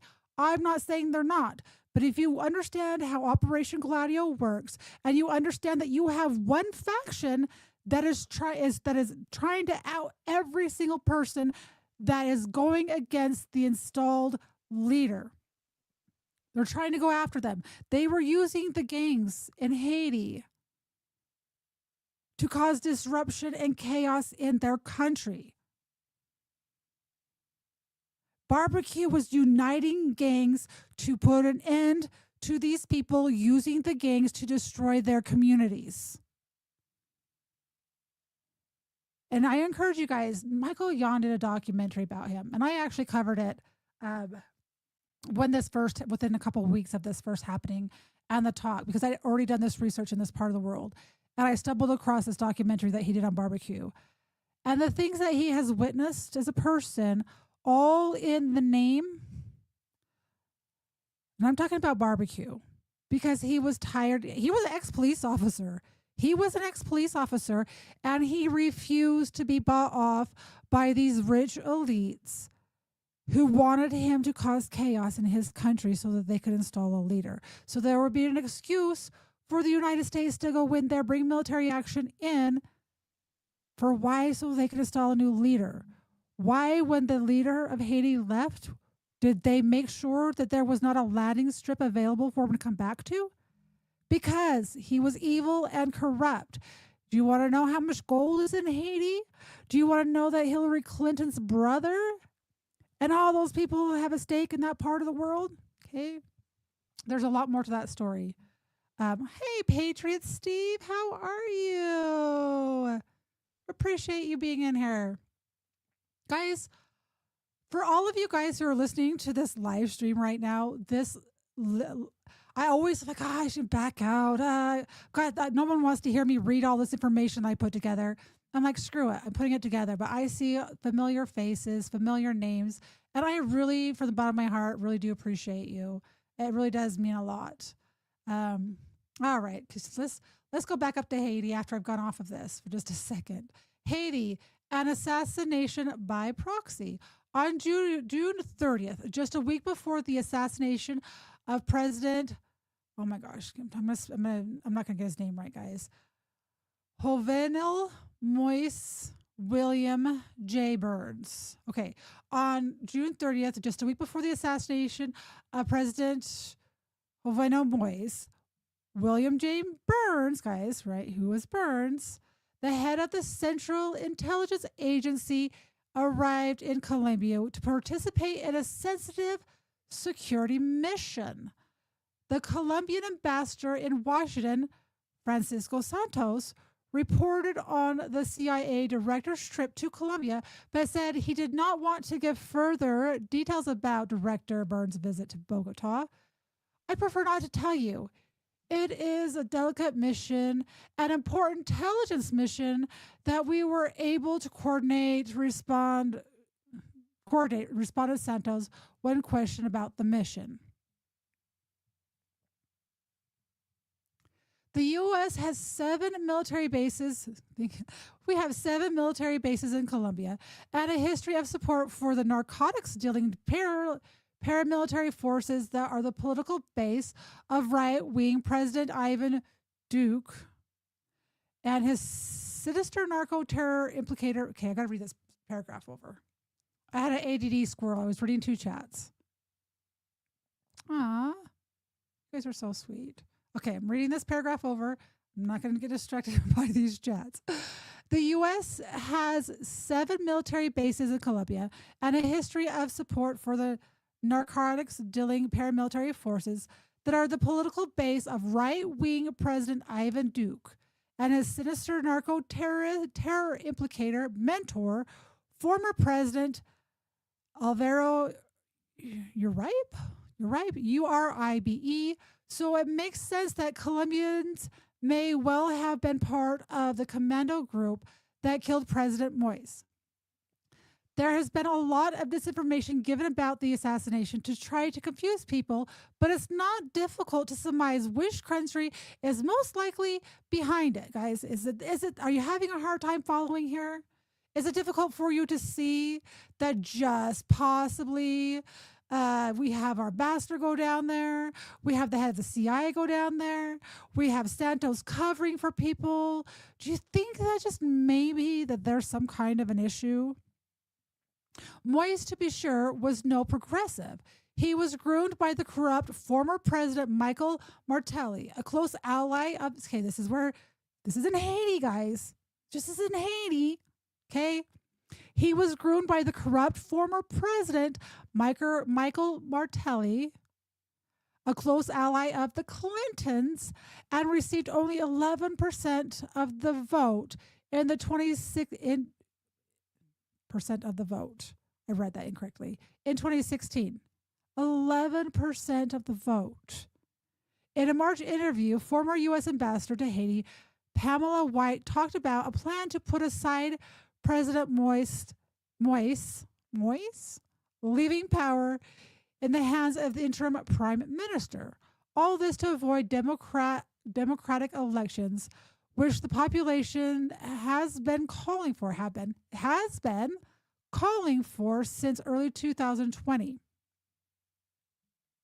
How do you put aside a president?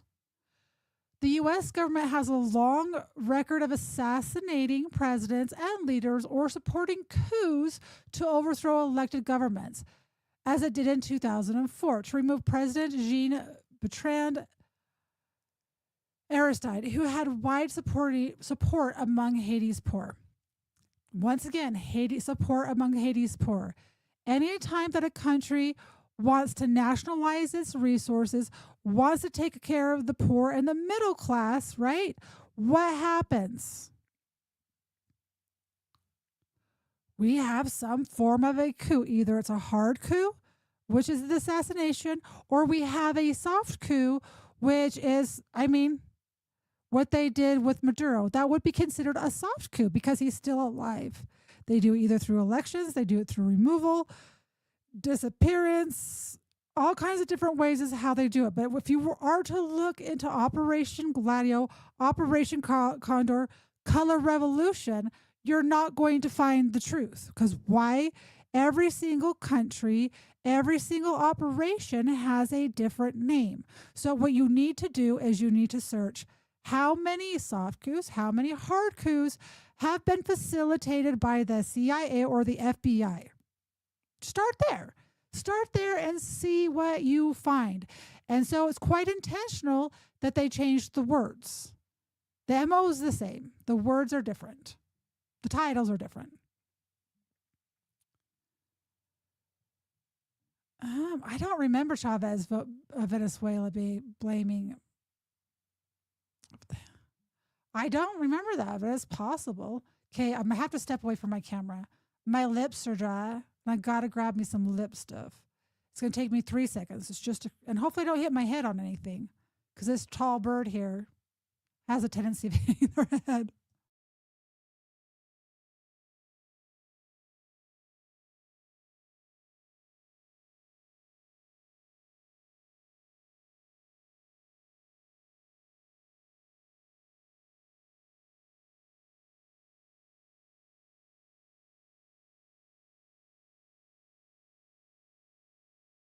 Too bad I'm not an amazing singer. I could have sang to you guys while I was gone.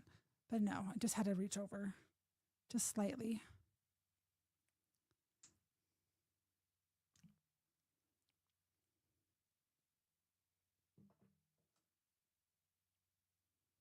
All right, give me 3 seconds, guys. This is the good bad thing about doing this solo. I really wanted to have Colonel Tim Kirk's perspective on all this because he was colonel. And he has, I think, 3 master's degrees. He's very intelligent. He's a very, very, very intelligent person.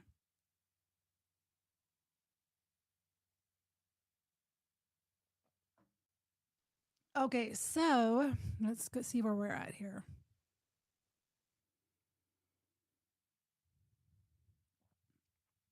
So, are you guys starting to pay attention to the words? Taking care of the poor, nationalizing, anti-imperialism, anti-industrialization. Those are keywords I want you to start paying attention to because they're used broadly. And I'm actually gonna look up a bunch of synonyms for them because I'm sure they are using them.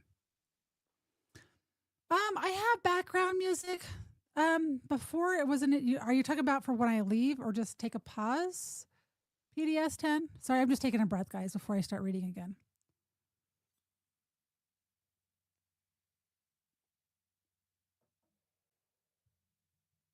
There is stock background music that I could put on there. Last time I used the background music, someone had said that it was causing the sound to not sound good. I guess I could test it out now that I have my mic figured out. The thing is that I don't want it to take away from the audio. I just need some clips for a 30-second break here and there. So in 2020, I keep using filler words. Sorry, I pay attention to that. In 2020, when Moise should have stepped down, and when the most popular party, Fanmi Lavalas, was calling for elections, the U.S. backed him staying in power. Polls show that the Progressive Party of Lavalas is very popular, and if the U.S. were to allow for elections, they would very likely win. Whoever murdered President Moise, and for whatever immediate reason, the principal medium-term result is continued chaos for Haiti people, including possibly another military intervention, putting a stable political settlement further out of reach than ever.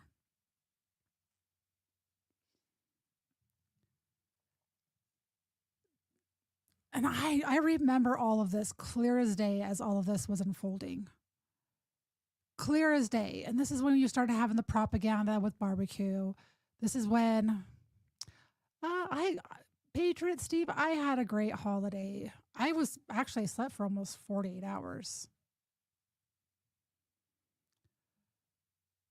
UK and France have struck inside. Good news about Venezuela.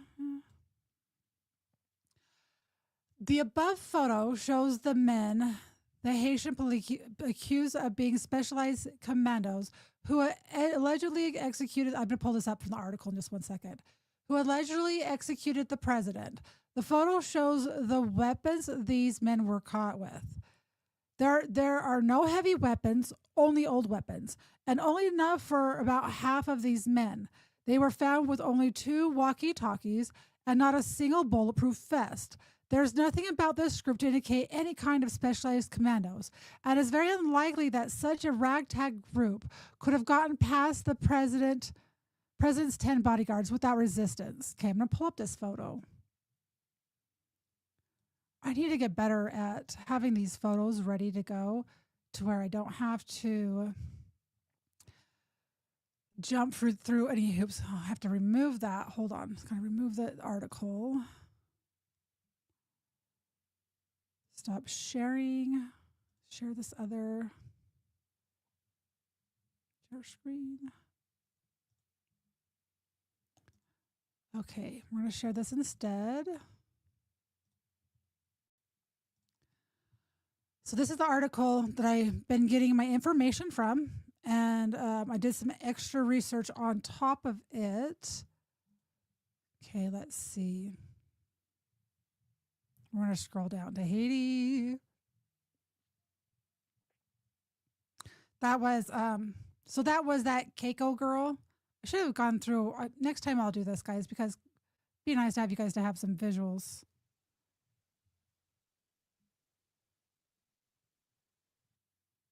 There's that's the Kina. That's Lisa Kina. That's who just happened to arrive in Colombia 6 weeks for the election.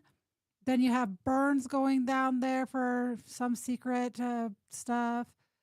You have NGOs and the new plan.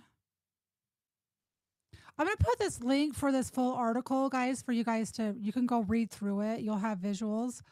This is me taking what I've learned from Colonel Towner, what I've learned from this article, and from my research on Operation Condor, and putting it all into one kind of summarized thing. That is Aristide, victim of U.S. subversion, Haiti. Okay, so that is the first one. So in 2020, when Moise should have stepped down, and when the most popular party, Fanmi Lavalas, was calling for elections, the U.S. backed him staying in power. Polls show that the Progressive Party, Lavalas, is very popular, and if the U.S. were to allow fair elections, they would very likely win. Whoever murdered President Moise, and for whatever immediate reason, the principal medium term result is continued chaos for Haiti. And this is why we have a bunch of Haitians that were brought here to the United States, and especially during COVID. Why? Because they needed people to work in the factories, because the United States works in a system. You don't allow people from the United States to work, yet you still need to make cereal. You still need to have the economy rolling. So they pay a bunch of Haitians. They bring a bunch of Haitians, bring them into Columbus, Ohio, that without these workers, their economy would have completely collapsed. So you have these Haitians there. They don't assimilate to our customs or this or that. They have very inexpensive. They're working for cheap. I want you to think about this for just. I'm going on a tangent here. I want you to think about this for a minute, because this is kind of a little nugget that is kind of important. This is kind of how the system of Ohio worked, and kind of systems in the United States. You bring these Haitians in because during COVID, they still need the economy to run. So these Haitians move into Columbus, Ohio, where all of these factories are. I think there's like General Mills, and I'll have to look and see what factories are. I'm going to use General Mills, and I'm not going to say that like 100% there's a General Mills, but just think of a factory. So you have this factory, General Mills, and you have an owner or a CEO or someone who operates that. And this owner just happens to own all of these apartment buildings or these housing, for rent or whatnot. So they own this property. You bring these Haitians in. They work for pennies on the dollar, right? So they work for less money. Probably work horrible hours as well. Probably don't get paid overtime. Maybe they do, maybe they don't. Well, their bosses, the people who run these factories or own these factories, just happen to own the housing. So they're being paid less. At the same time, they're paying maybe less for rent. But the kickback is the person who owns all of those buildings just happens to be that factory owner. So the fact that they're getting cheap labor and they're getting a kickback on the apartment buildings, the houses around them, they're getting a kickback on that. So which politicians are getting a kickback from this little scheme that they have going on? Try to see that? Think about that going on in every single state in the nation where they have brought refugees in because of humanitarian whatever, right?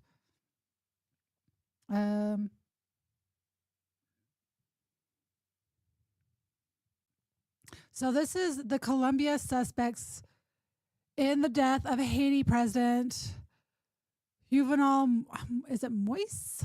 A victim of the new Operation Condor. So those are the people. They don't have vests. Those are the guns they used. The above photo shows the men, the Haitian police accused of being specialized commandos who allegedly executed the president. The photo shows the weapons these men were caught using. There are only two heavy weapons, only old weapons, and only enough for about half of these men. They were found with only two walkie-talkies and not a single bulletproof vest. There's nothing about this group to indicate any kind of specialized commandos, and very unlikely that they were a ragtag group. I'm going to say, based off of my research, oh, sorry, mic right there in my face. Not used to that. I'm getting better at having the mic close to my face. So that you guys can hear me. It's a very weird thing. Hi, thank you, David. So think about that. And I'm just assuming, based off that it was probably a setup. They were probably trusted men in the inner circle of whoever was in charge. And that is what I'm going with. That's what I'm going with. I always, this is going to be pretty for a couple of days. I encourage you guys always to do your own research. I'm giving you notes based off of my research. And this is stuff that I've been putting together I've been organizing old notes for 3 weeks and trying to put it in a concise timeline, because I was genuinely hoping to talk about this before all of this chaos started. But we're almost getting to Venezuela. We're almost there. I have to stop sharing. Stop screen. I need to upload this as a file next time. And I'm not going to try to test it out today. So let's go share screen, window. There we go. Yeah, government subsidies. How much is being sent back to their families? This is you guys are getting it. You're getting to start to see the pattern. How much money is sent back from refugees? How much money is sent back from illegal aliens versus people who are naturalized? There's a huge difference of the amount of money that is sent back to their home countries to take care of their families. All right. There has been no presentation of what was found on security cameras. Interesting. No security cameras. Gee, that just reminds me of, I don't know, Brian Cole, January 6th. I mean, how many things? I mean, what happened just before Christmas? The school shooting in, where was that? It was, oh my, see, this is a bad thing that when we had a school shooting, is it Brown University? When we start having all of these events just be crammed all together, that it becomes almost impossible to keep up. So nothing was found on security cameras, neither from the president's home nor from any neighboring homes. Interesting. And now the police are saying that a progressive Haitian doctor who lives in the U.S. and has pretensions of running for president in the past was the mastermind. He's the one who came up with this entire coup. This scenario being pushed by the Haitian police reeks of a cover-up, as had occurred. Did I add this to the screen? No, I forgot to add this to the screen. I forgot to add this up top. I had a feeling I did that. I'm famous for that. You'll have to deal with it. What's up, Julian? Welcome, welcome. All right. The scenario being pushed by the Haitian police reeks of a cover-up, as had occurred with many of the assassinations in the original Operation Condor. Now we're going to go to Nicaragua. So there's kind of Haiti, right? That's recent, 2019, 2020s. Nicaragua, 1980s redo. In Nicaragua, U.S. police under the new Condor show great continuity from the era of the 1980 Contra War. In 2018, with careful direction and millions of dollars from U.S. agencies and foundations, a coup was attempted against Nicaragua's government, headed by the original Sandinista revolutionary leader, Daniel Ortega, who had won the 2016 election with over 72% of the vote. The failed coup attempt left more than 260 people dead, including 24 police. Along with executions, hundreds of Sandinista supporters and government workers were kidnapped and tortured. With destruction of government and private buildings, vehicles, and equipment, loss of 130,000 jobs, and business closures, Finance Minister Ivan Acosta, I wonder if he's related to the Acosta in Florida, calculates the cost of the economy of more than $1 billion, more than the combined losses caused by the COVID pandemic and two devastating hurricanes of November 2020. More than the combined losses caused by the COVID pandemic and the two devastating hurricanes of I keep wanting to put that in there, it's not in there, of November 2020. A new stabilization plan called RAIN, Responsive Action in Nicaragua, managed and financed by the United States Agency for International Development, USAID, was leaked from the U.S. Embassy in July of 2020.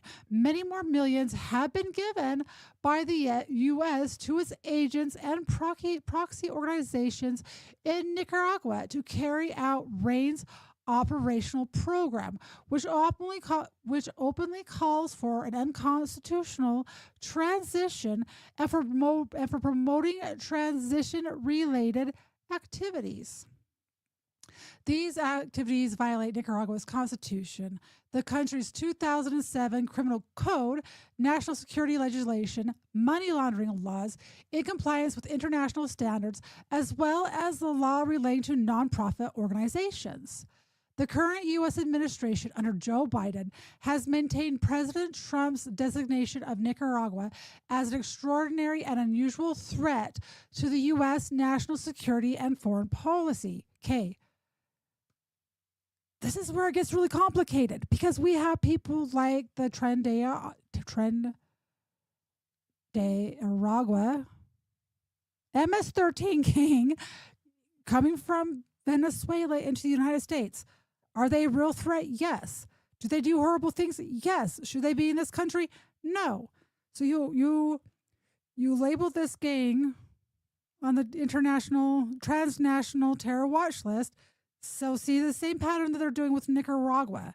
This means that Nicaraguans accepting money from the U.S. government and participating in U.S. programs to promote a democratic transition are actively collaborating with a hostile foreign power. Since June of this year, more than 20 Nicaraguans involved in these unlawful and potentially treasonous activities have come under investigation. The offenses they are accused of committing involve not only possible treason for organizing, financing, and participating in a coup d'etat, requesting foreign economic and even military aggression, and promoting coercive measures against the government and individual citizens. Additionally, some are under investigation for money laundering, financial fraud relating to abuse of nonprofits, NGOs, and the law on registration and financial reporting on foreign agents, similar to the U.S. FARA legislation. Moreover, among the detained are people who, by engaging in this broad range of law breaking, violating the terms of the amnesty law from which they benefited in 2019. Venezuela trying to do so, because there's kind of, I think we're going to finally start getting to where we're with Venezuela. But if you guys remember 2 weeks ago, in a live stream, I read forever and ever for 2 hours of various links. And hopefully I can remember most of it and tie it together because it is relevant to what is going on today. Venezuela trying to destroy the lifeblood of the Bolivarian Revolution. Nicaragua had been designated by the Trump administration as part of a troika of tyranny, along with Cuba and Venezuela. So Cuba is against transnationalism. Venezuela is against transnationalism.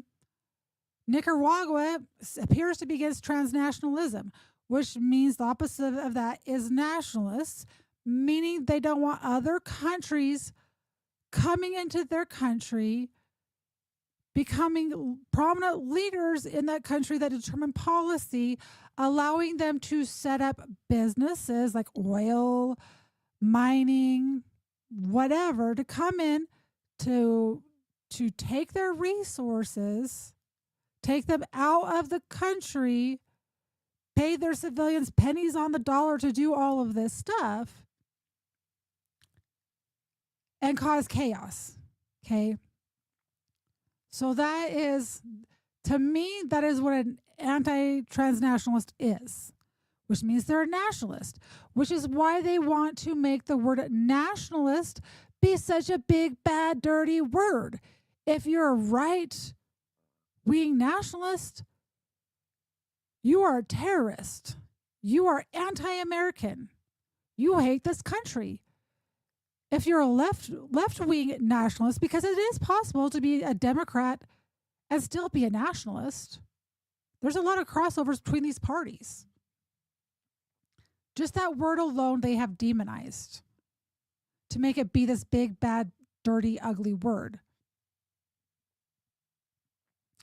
Venezuela's socialist president, Nicolás Maduro, on July 12th, at a dialogue with the National Assembly lawmakers, denounced 2 assassination attempts against his life in just 2 preceding 2 weeks. I want to know the year. I should have wrote down the year in these notes. I apologize, guys. Maduro stated, "They had prepared an attack against me on June 24th. in the bicentennial of Caribou this year. Another attack with drones was dispelled. Another attack with drones. We dispelled it. We knocked it down. We neutralized it. First time I saw it, because the investigation is still ongoing until we get the person behind everything. They had prepared yet another, a desperate attack against me on July 5th in the middle of the parade, referring to the July 5th Independence Day Civic Military Parade. All of these attacks and other assassination attempts directed against Maduro fit under the rubric of the new Operation Condor disclosed by Morales. Venezuela is a key target because it is led by a socialist government that, since 1998, elections of Hugo Chavez has been committed to Pan-American solidarity and the integration of Latin American economies so they can develop independently and rid themselves of Yankee exploitation. Okay, want you guys to think about this for just a second. So I'm going to reread this. I'm going to stop and add to it. All of these attacks and other assassination attempts directed against Maduro fit under the rubric of the new Operation Condor disclosure by Morales. He's the one who said, hey, there's an Operation Condor 2 coming. You guys, you got to watch out. We've got to unite. If we unite, we can stop this. So Venezuela is a key target because it is led by a socialist government, right? Socialism, communism, no bueno.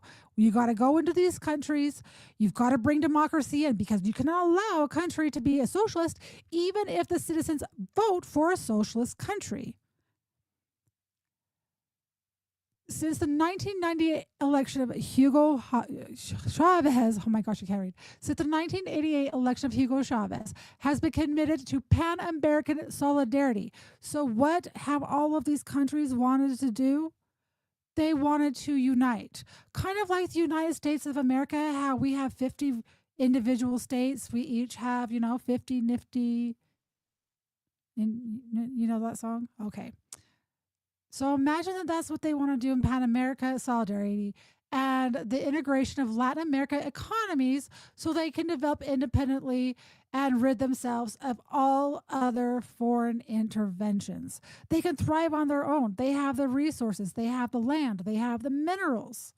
But who keeps getting in their way? In May 2020, a large group of U.S.-funded terrorists, including 2 U.S. citizens, after training in Colombia, entered Venezuela by boat, hoping to kidnap or assassinate President Maduro. Their presence, so this is 2020, this is before, this is during the pandemic. This is before the election's over, Their presence was May, so this is May. Their presence was quickly reported by the local fishing workers, and the group was intercepted by the Venezuelan authorities. U.S. Southern Command has long openly proposed plans and advocated measures to facilitate the overthrow of Venezuela's elected government. Recently, President Maduro denounced the U.S. Southern Command and the Central Intelligence Agency for designing plans to attack Venezuela from Colombian territory. Recently, President Maduro denounced the U.S. Southern Command and the Central Intelligence Agency for designing plans to attack Venezuela from Colombian territory. Maduro accused the CIA of planning to assassinate him.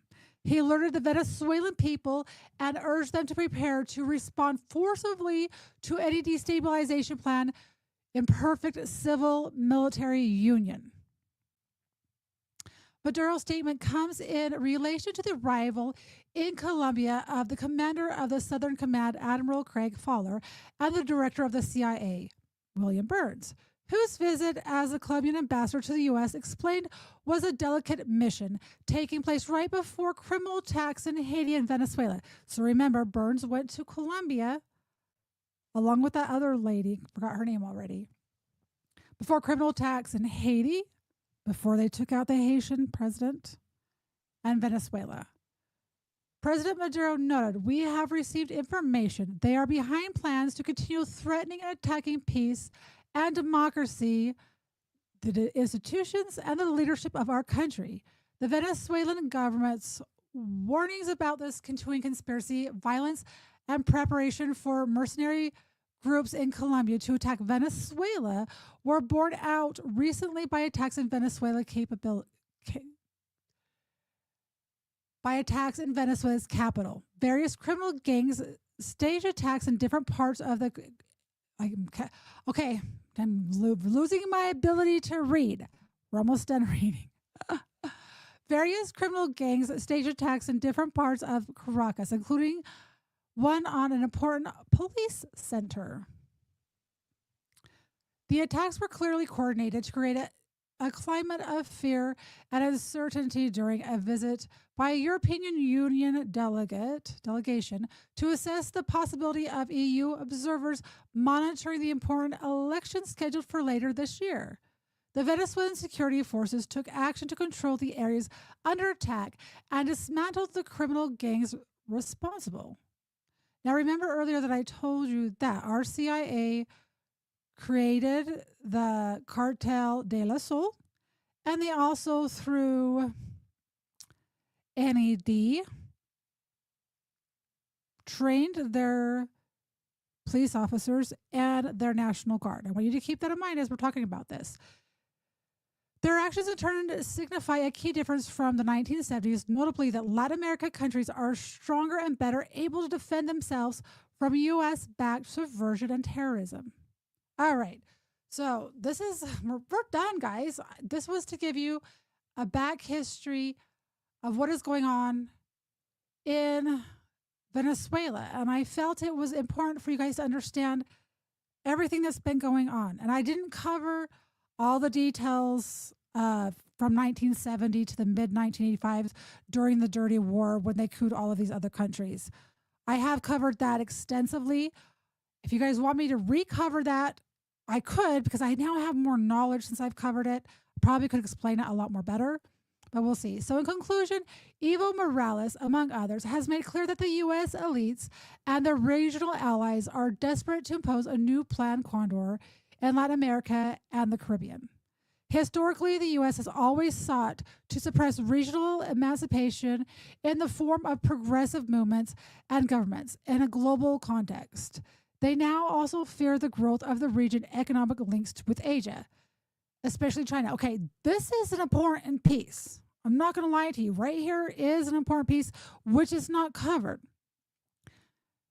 So in the attempts of Venezuela and these other countries to become nationalists and not rely on the United States or the United States, the petrodollar, they have been going to China and Asia and other countries, to sell oil. So China just happened to go and have some meetings with Venezuela yesterday.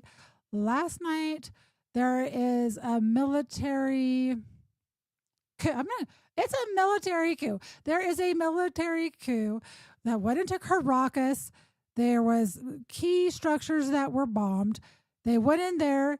They extradited Morales and his wife, brought him to New York on charges of weapons charges, and I'll pull up his charges in a minute. So that is kind of like the events. And am I saying that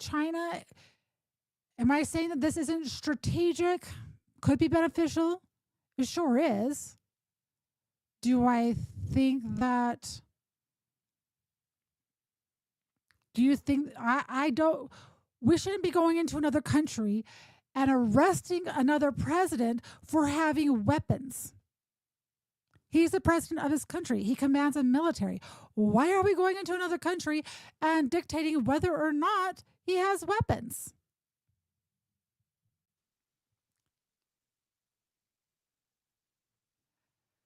Despite their enormous political influence, economic power, and military presence, the U.S. and its allies face a losing battle, just as Spain did 200 years ago. One model of U.S. and allied control is a kind of anti-democratic intervention developed in Haiti and Honduras by the US, Canada, and Western Europe.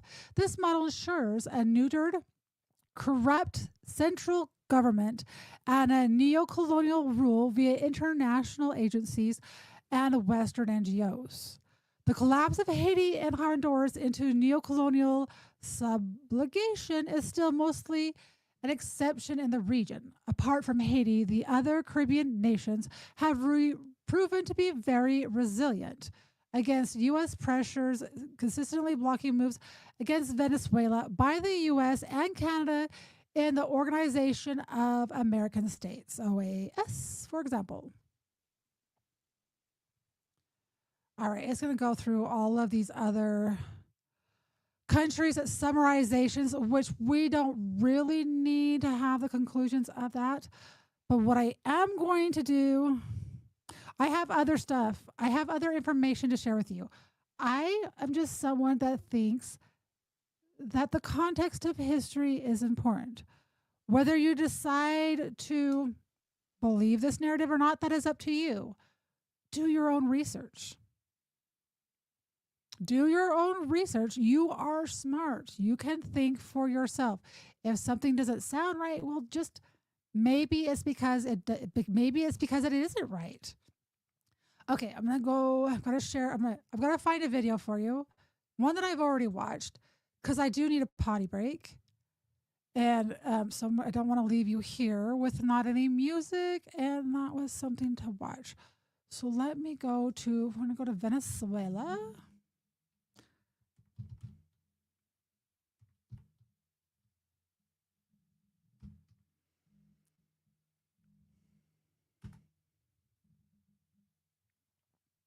We'll go to the latest.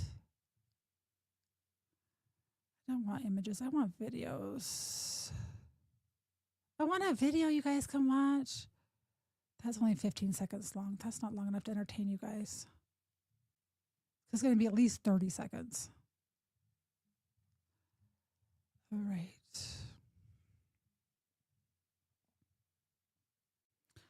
All right, so we're going to go to Ana Paulina Luna regarding Venezuela. Oh my gosh, I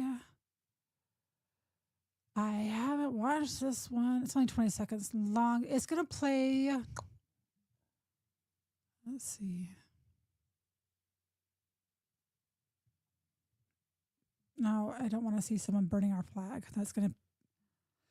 Oh, we have the indictment. Oh, let's bookmark this. Bookmarked. Hold on. Share screen. Copy a link. Okay, I've got this. We've got the 20-page indictment from Maduro. This is going to be pretty good. Okay. So I'm going to put this down here.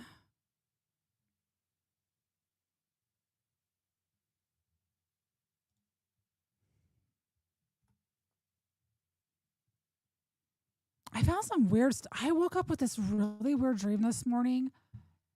And when I woke up, I've been trying not to go to my phone. And I came across some really weird stuff. Oh, let's go to Alex Stein. He won't care if we share this. Alex is cool this way.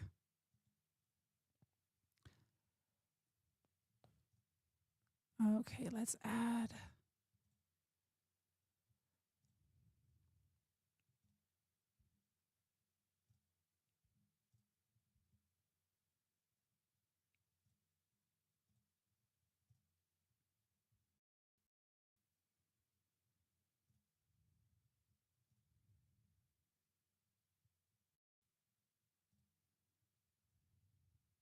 Oh my gosh, I don't want the whole thing filled with the screen. Hold on, I gotta make sure you guys have sound before I go. Let's see. Okay, let's make this biggest. Let's make this big, big, big. Now we can fill it out. Bombing Venezuela! Bombing Venezuela! Okay, so this is going to be Alex Stein. I still have sound. Okay, so now I'm going to make sure you guys have sound on your end. Let's see.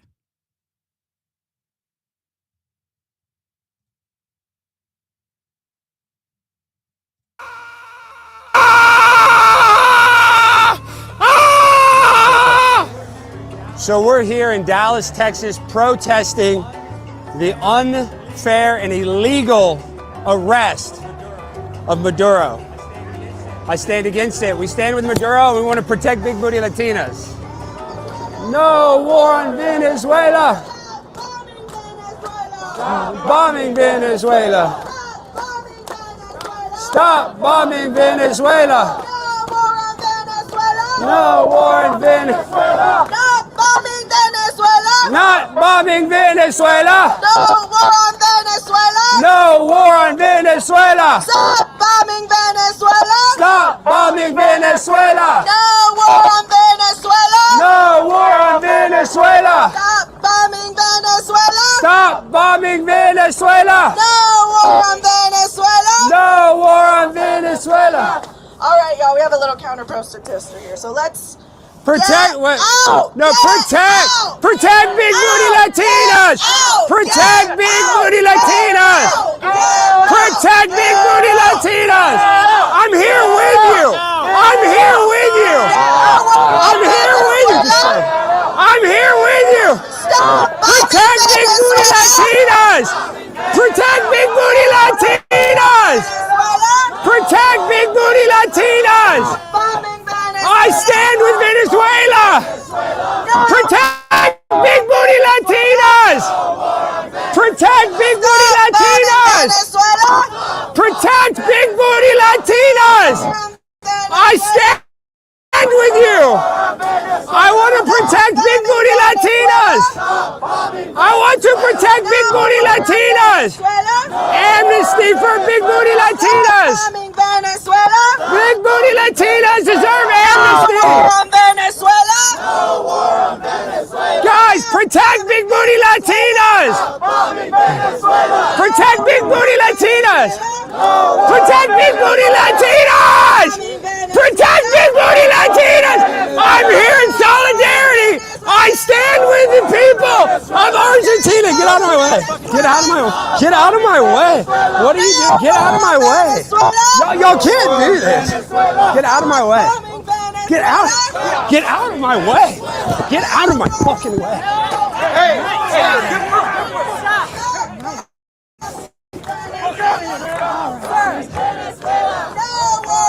Protect big booty Latinas. Get the fuck out. Protect big booty Latinas.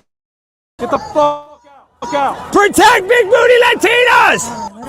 Let's from the stage. Protect big booty Latinas. Protect big booty Latinas. That would be. Protect it. That would be. Hey, you hit me, fellas? No. You hit me, fellas? Why can I still hear this? You don't fucking touch me. Protect. All right. Well, you know, Alex Stein has his little way. Okay, so I'm going to see if I can recap everything that happened. I've been in spaces. I've been doing a lot of reading from a lot of different people all day long, trying to get a feel for the different perspectives and definitely the different narratives that have been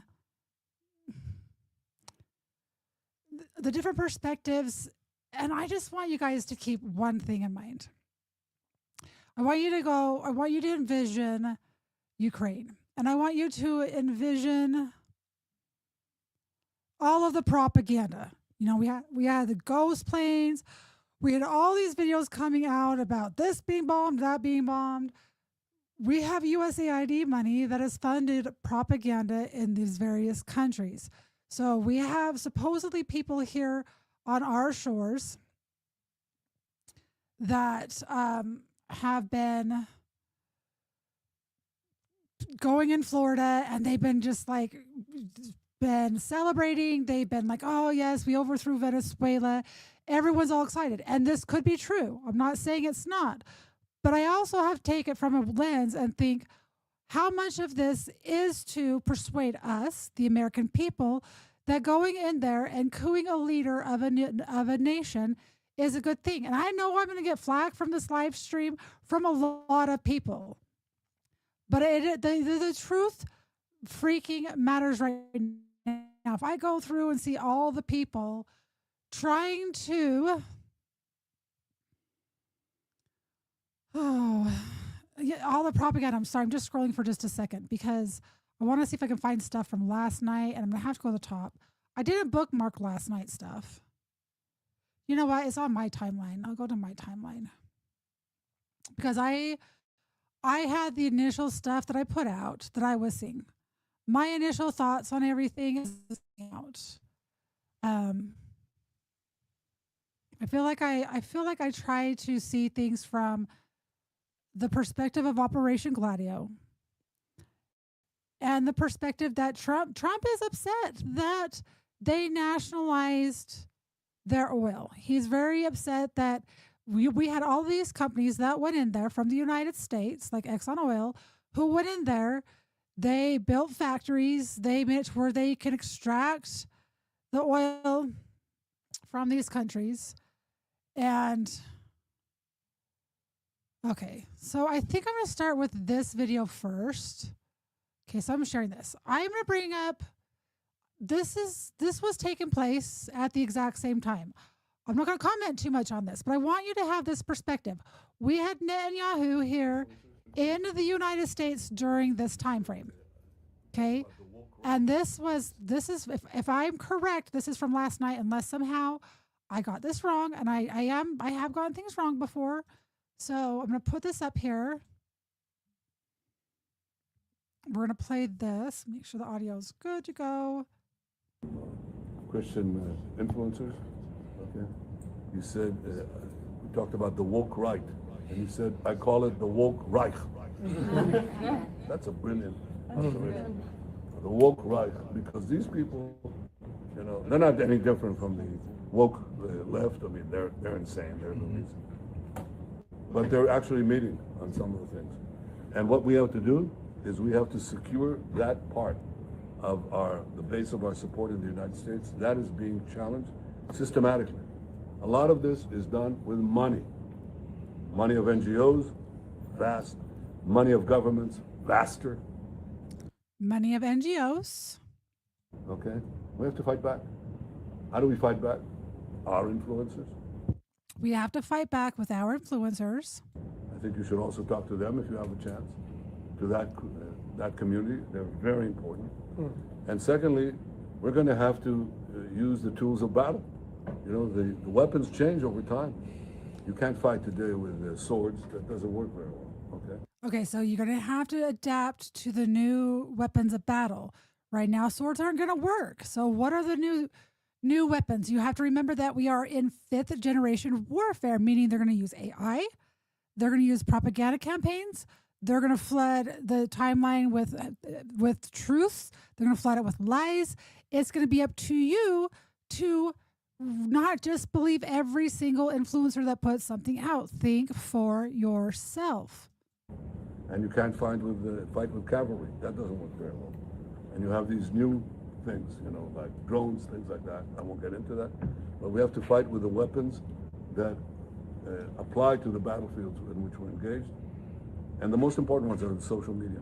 Social media. And the most important purchase that is going on right now is class. Followers. TikTok. TikTok. The number one tool that they're going to utilize is TikTok that they just purchased. I didn't realize that they purchased TikTok. Number one. And I hope it goes through because it can be consequential. And the other one, what's the other one that's most important? X. X and TikTok. Very good. And, you know, so we have to talk to Elon. He's not an enemy. He's a friend. We should talk to him.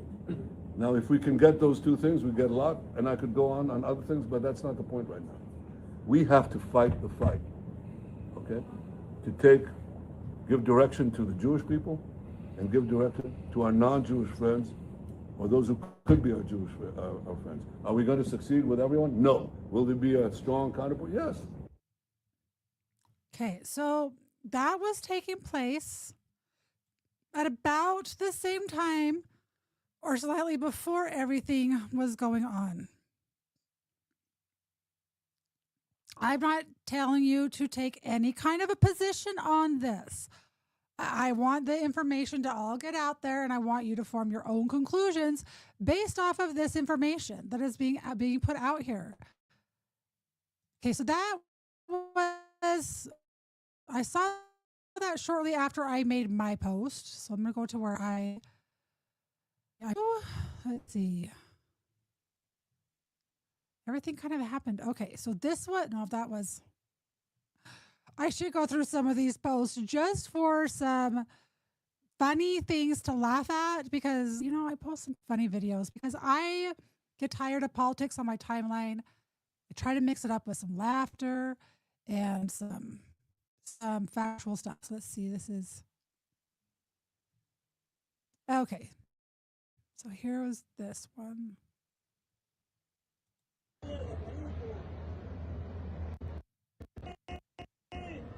So this is the initial stuff that was, let's put this on big screen. I should have screen recorded this so that you guys could have a better visual. I'll do that next time. It's kind of hard to see it from this.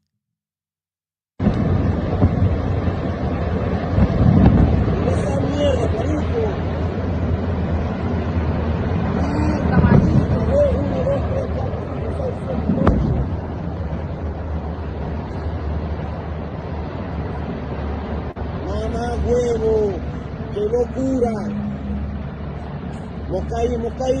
Mira esa mierda, explotaron allá toda esa mierda porque tú no estás explotando.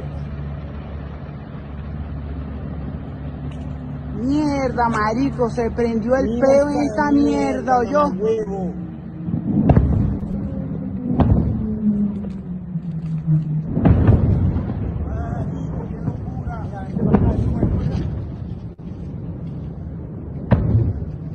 Marico, llegamos a tiempo a la casa, ¿oyó? Marico, mira esa mierda.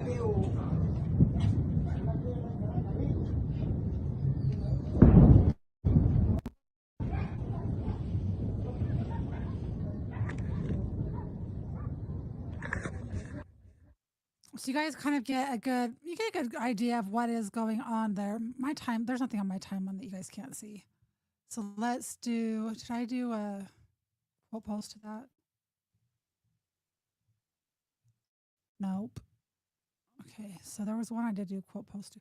When we have stuff like this that takes place in the moment, I don't really put a lot out there until I have a lot of information.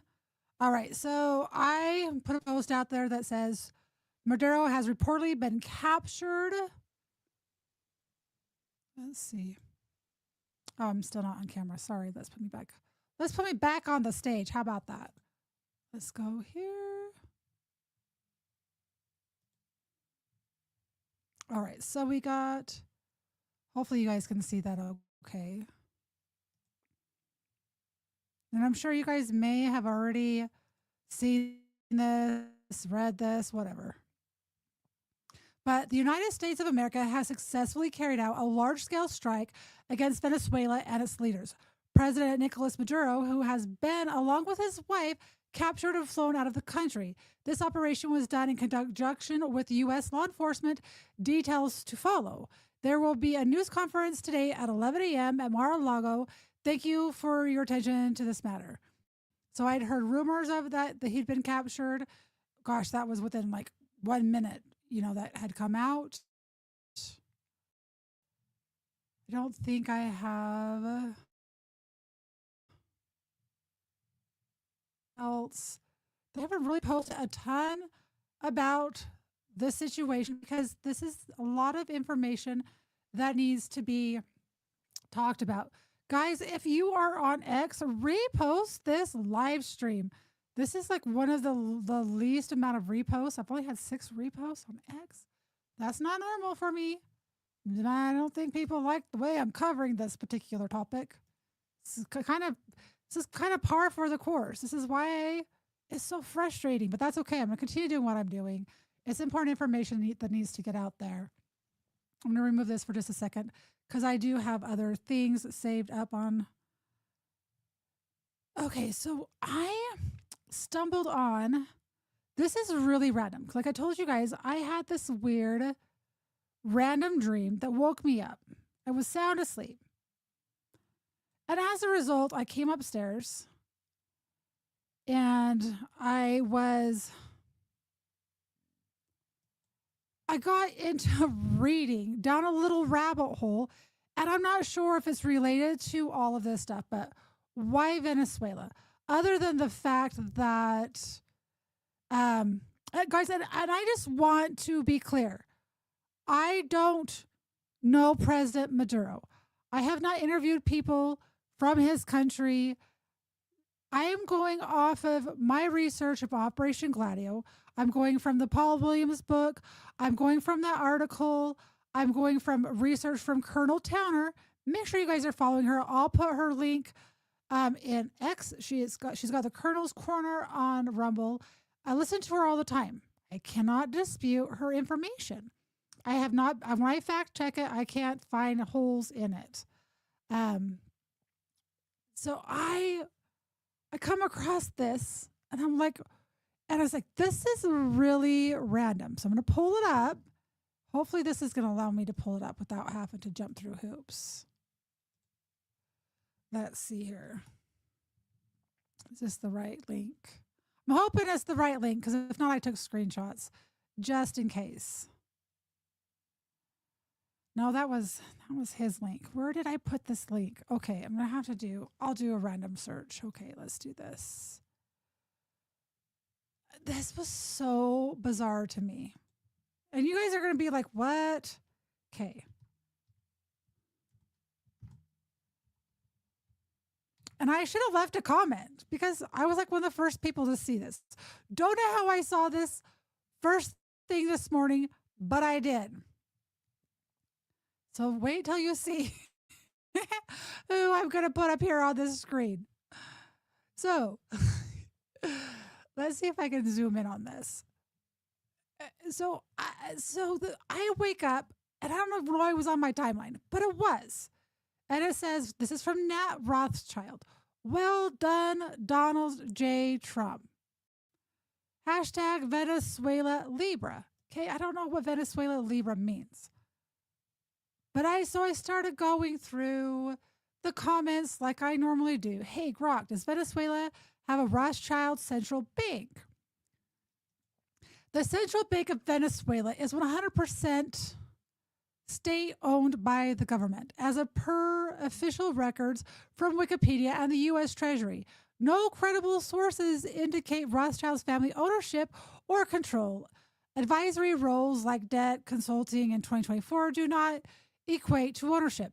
Conspiracy theories suggest otherwise exist but lack supporting evidence from fact-checked, blah, blah, blah, blah, blah. Okay, so let's go through some more replies here. Hey, Rock, does the U.S. have a Rothschild-owned central bank? Okay, don't know why this person asked this. The Federal Reserve is not owned by the Rothschild family. It is a U.S. government entity with 12 regional banks whose stock is held by member commercial banks, not individuals or families. The Board of Governors is appointed by the President and confirmed by Congress. Fact checks from sources like PolitiFact and AFP find no evidence for Rothschild control claims. Hey, Grok, who owns the stocks in the 12 regional bank? Okay. The stocks of the 12 regional Federal Reserve Bank is owned by their member commercial banks, which are required to hold it as a condition of membership. The stock pays fixed dividends, but doesn't confer typical blah, blah, blah. Okay. So there's just some random Grok questions. There are thousands of Fed member banks, over 4,000 total, so listing all these shareholders isn't feasible. Here's for the largest by asset data as of Q3 2025 from Yahoo Finance, NASDAQinvesting.com. JP Morgan Chase, Vanguard, Oh, sorry. I'm saying assuming you can read. 9.3%, 266 million shares. BlackRock, show more. Okay, so you have Bank of America, Citigroup, BlackRock, Wells Fargo. All right, we all know those banks, right? This one, I think this person, Adam, I don't even know if I have. Do I follow this person? I do follow that person, but I don't. And I do. I don't have notifications turned on, but that's for whatever reason this person triggered it. Triggered whatever I saw this morning. Does Venezuela have a Rothschild controlled central? Okay, he's using a different AI. No, Venezuela does not. The Banco Central de Venezuela, BCV, is state owned and independent of Rothschild influence. Venezuela's refusal to submit to the IMF and Rothschild banking has led to U.S. led economic warfare and regime change attempts. See his comments. Doom or slop. Venezuela has been an IMF member since 1948. The only country that has never been an IMF member is North Korea, and President Trump has a great relationship with Kim Jong-un. Many central breaks. Okay, we're going to go through rabbit holes. I don't want to go through all of these rabbit holes. So go to Nat Rothschild, go through his comments of his last post, and imagine if I would have posted something in response. I could have had some huge impressions, but I just wasn't in the mood because I got to scrolling the timeline, and everything that I see is a possible distraction. And a possible distraction for what? I always go to a possible distraction for what is really going on here as far as the globalist agenda, transhumanism, 15-minute cities, digital surveillance. Because before, okay, this was a series of events that I was going to do live streams on. I was already doing my research for all this stuff in Venezuela before all of this stuff happened, right? I was already doing this research. I was already trying to organize it in a way that I could read it to you and have it trigger my memory of things that I've researched. So that was the first thing. The second thing that I had been researching was flock cameras.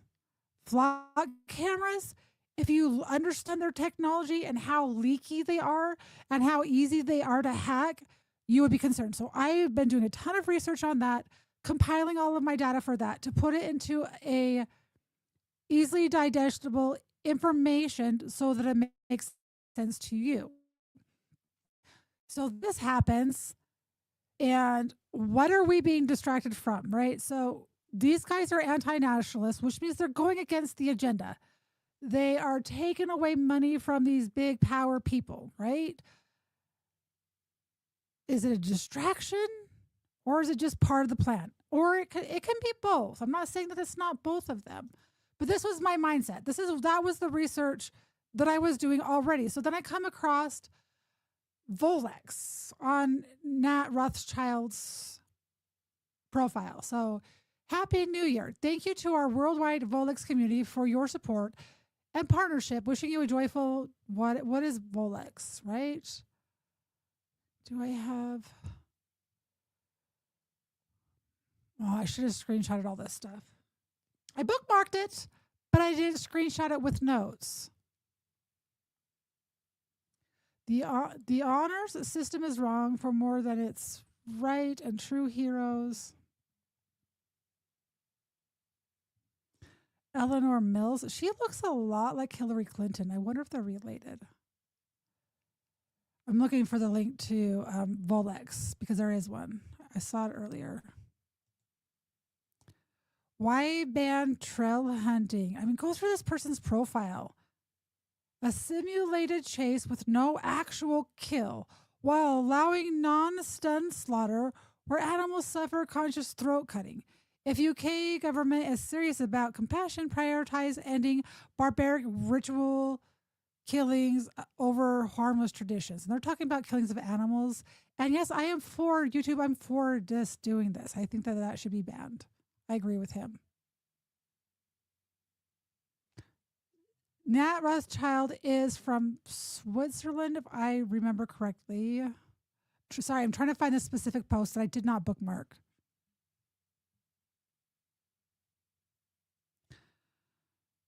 Niall Ferguson.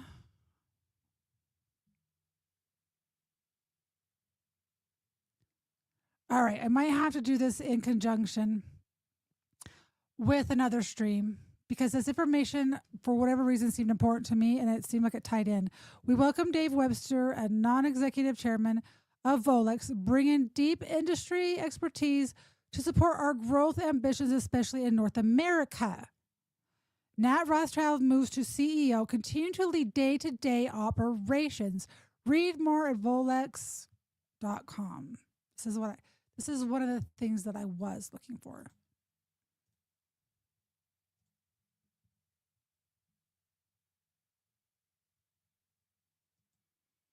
Uh-oh. I lost connection with screen and audio. What did I say? Can you guys hear me? Can you guys hear me? It says, bup, bup, bup. Do you hear? Testing? Okay, it's working on my end. That was weird. Not really, though. So you have Volex investors. What I want to see their investment proposition. As a leading integrated manufacturer, Volex continues to be a trusted partner for customers with mission critical power and connectivity needs. Proven track record. We have more than doubled revenue in the last 5 years while consistently delivering underlying operation margins with our target range of 9 to 10%. I want to know what they do.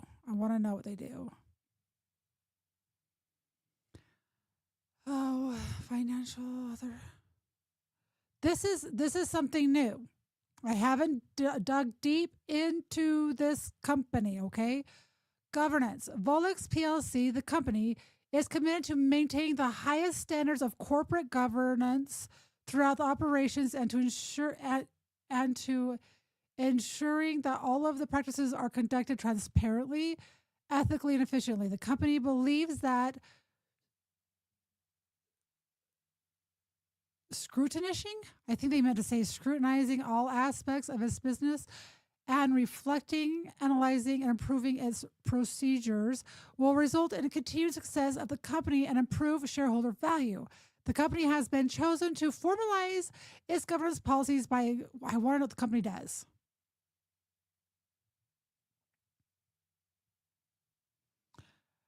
Oh my goodness.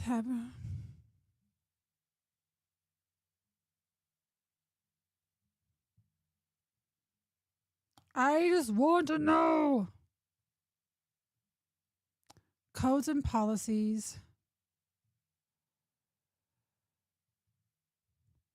About us. This is what I want. We are a leading manufacturer of integrated high performance power and connectivity solutions for mission critical applications. Delivering best in class critical connections. Our vision to be a leading global supplier of diverse, high quality solutions related to power and data connectivity, renowned for adaptability and customer service, and with customer engineering and people at our core. Our mission to provide safe, sustainable, and high quality critical power and data connectivity related solutions in our chosen market, enabling our customers to thrive in an era of rapid technological acceleration through our manufacturing excellence, global footprint, and rigorous quality assurance. So I'm assuming this has to do with AI stuff. There's 13,000 employees. Okay. That's not the important thing, but I wanted to give you context of this company because I read across something else, and you're gonna have to give me just a second to find it because for whatever reason this stood out to me.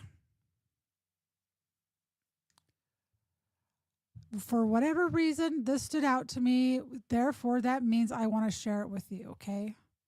That's how we do this. And then I will do further research on it and figure out how it connects. But I've got to find intelligent market. We share.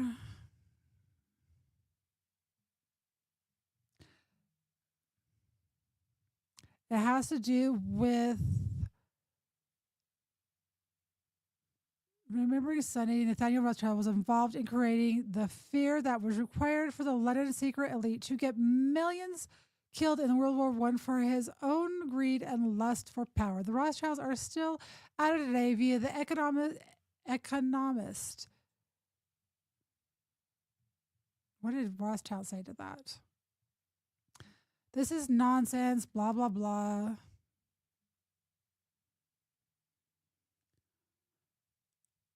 I'm looking for a specific post. And it had to do with tariffs.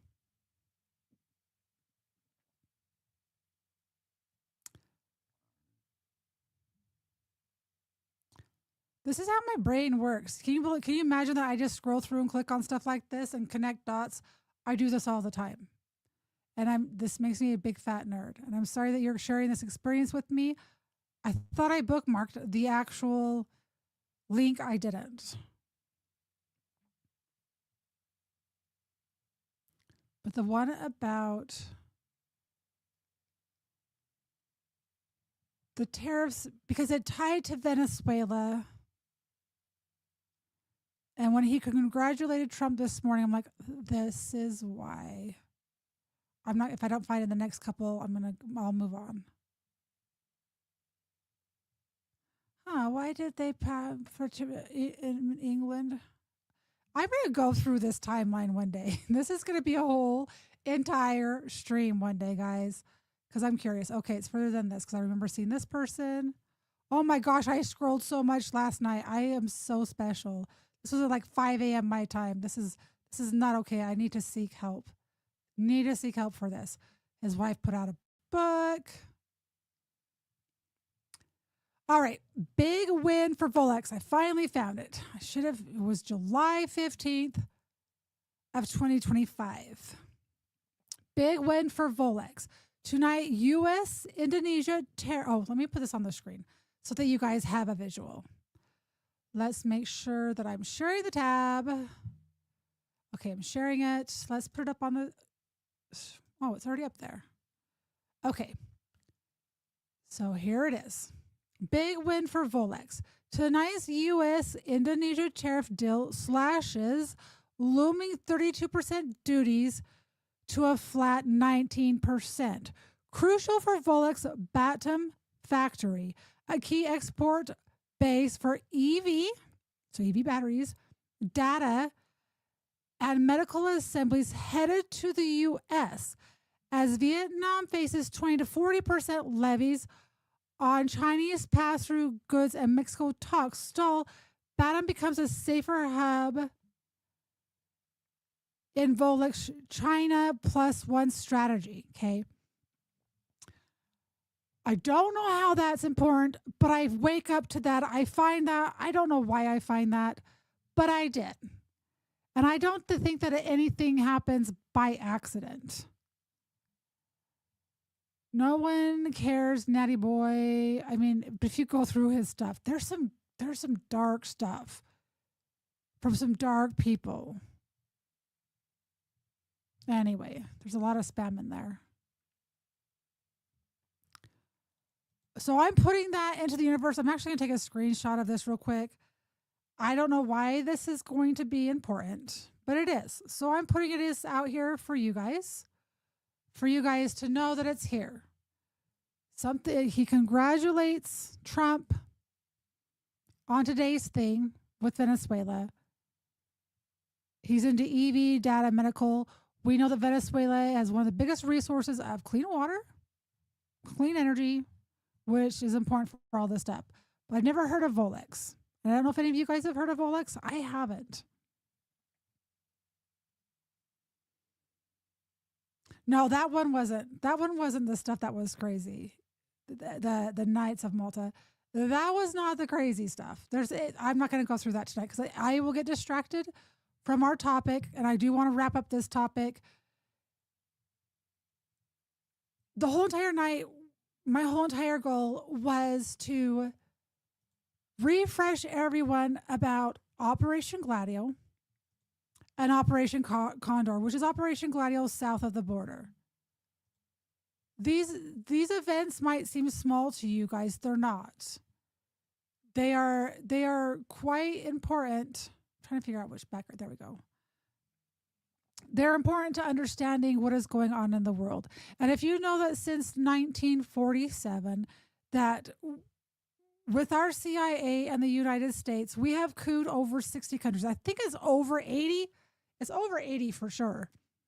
Hi, Hishlap. What's up, buddy? But if you understand that we have couped that many countries, and there's a hard coup, there's a soft coup. Also, that we could put a leader in a position of power. Because there's something that we need. There's something from that country that's going to benefit the elite.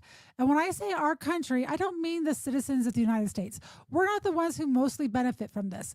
It's usually the globalists who are involved with the international syndicate or other groups. Does it benefit us some?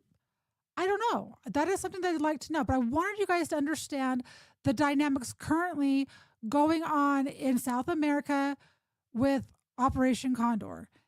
There's also the Crystal Triangle, which I am really having a hard time finding research on it. I know it's a thing. I know that we had the Golden Triangle, we had the Golden Crescent, and then we have the Crystal Triangle. And I do know that it involves Peru and these countries as far as trafficking drugs. I know that Colombia is where our Gladio soldiers are trained. So when you had our CIA Burns going to Colombia on some secret mission, and then we have an ambassador going to that same region, there's an attempted coup on Venezuela. There is a coup on Haiti. Their leader was eliminated, right? And then there was another attempt. Was it Peru? Don't quote me on that one. I didn't put that one into my memory bank.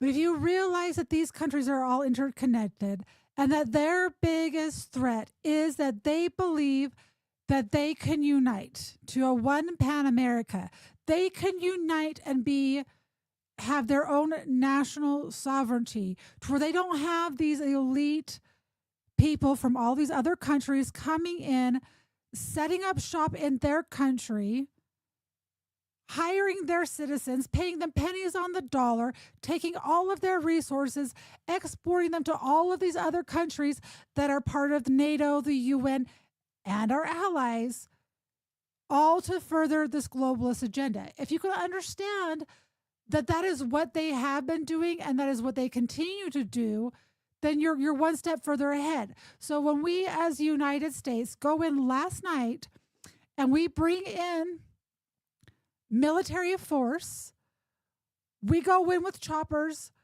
we strategically bomb things, we go in and we go and capture the president of Venezuela, Maduro, and his wife, and when you take them to the United States and they are charged with drug charges, okay, think about that just one little itty bitty second.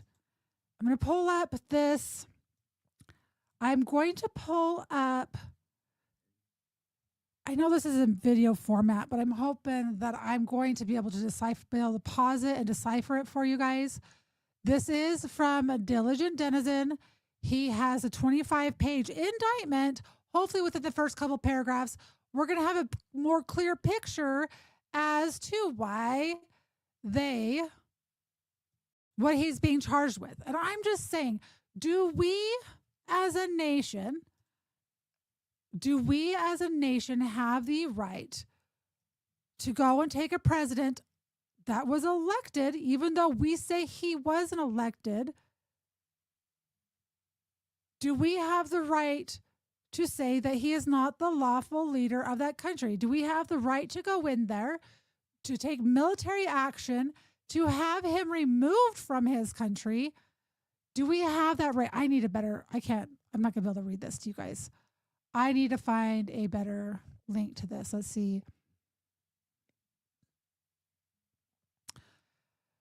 Nicolás Maduro indictment. Let me see if I can find it. If anyone has a link, put it in the chat either on Rumble, on YouTube, or X. I'm going to do a different search because I'm not going to be able to read that. My eyes are too old to read that. But I want you guys to ask yourself that question. Do you think I guess there's two questions. It can be you can think that it's lawful and it's lawful. Is lawful and just the same thing? Lawful that we can go into a country. Well, there is right, and there's lawful, and then there's morally right. Do we morally have the right to go in there? Do the ends justify the means? Does the military strategic power play to cut China out of the geopolitics, does that justify what we did? Does that justify us going in there? Maduro. Indictment. I'm seeing if I can find this indictment for you guys. What would be really cool if I can find someone reading it to you all. Kind of, Oh, here we go. We're going to leave it up to George. Thank you, sir, for having this. We're going to share this tab instead. But that is the conundrum that I'm faced with. We have every single person that went out, and we boots on the ground people trying to get Trump elected, people trying to get people put in a position to make change around the world. Strategically, was this a huge, swift power play? Yes, it was. I guess I'm going to have someone tell me how this benefits the United States, how this wasn't ethically or morally just. I'm still coming to grasp with this. I know what I know about Operation Gladio. I know what they have done and the lies that they have told in the name of democracy. Everyone was a communist. Everyone was a socialist. What was the truth in all this? I don't have all the answers to that. I do know that they used communism as an excuse to go into these countries. Every single person that researched Operation Gladio back in the 1980s and thought they did their trials in Italy, they disclosed everything, and it just went away. No, it didn't go away. They just changed the name of it. The MO, the operation, everything is the same. The way they do things is the same.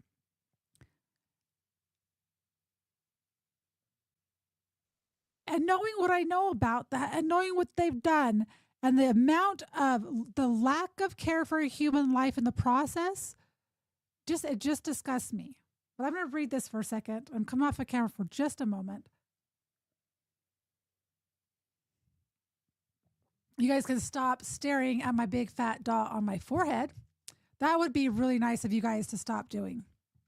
So we have the United States District. Why is X so blurry? My goodness. I'm going to let my eyes adjust for 3 seconds.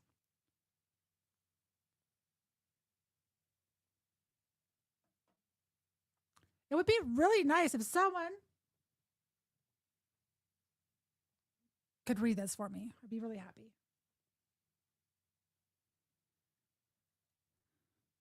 There are AI tools out there, but I think that the AI tools are way too boring. I'm like, maybe I should find one of those AI tools that can read this. Earlier tonight, I'm like, no, it's not the same. I pay more attention. Is that just it? Is it just one page? Please don't tell me it's just one page. The United States, is it literally just one page? Oh no, let's see. It is. Dang it, that's not the one I want. Maybe it's in his comments. Link to the indictment. Okay. Number 10. What's up, JJRSVI? How are you doing? Welcome. Okay. Here, full link to the indictment. Okay, are we still sharing this tab? Yes, we are. Let's make it readable. Can I make this big screen from readable? I want it big. I don't want it small. Oh, my goodness. Hold on. I got to try to make it big so I can read it. My old eyes. I was looking for my glasses. I couldn't find them. I can see much better with my glasses. So I had to put contacts in, which I already whined about this earlier. All right, here we go. Let's put this up. Oh, it's already on the screen. Perfect. All right, so I'm not going to be able to see the chat. That is on X or YouTube for just a second because I have it covered up by this document.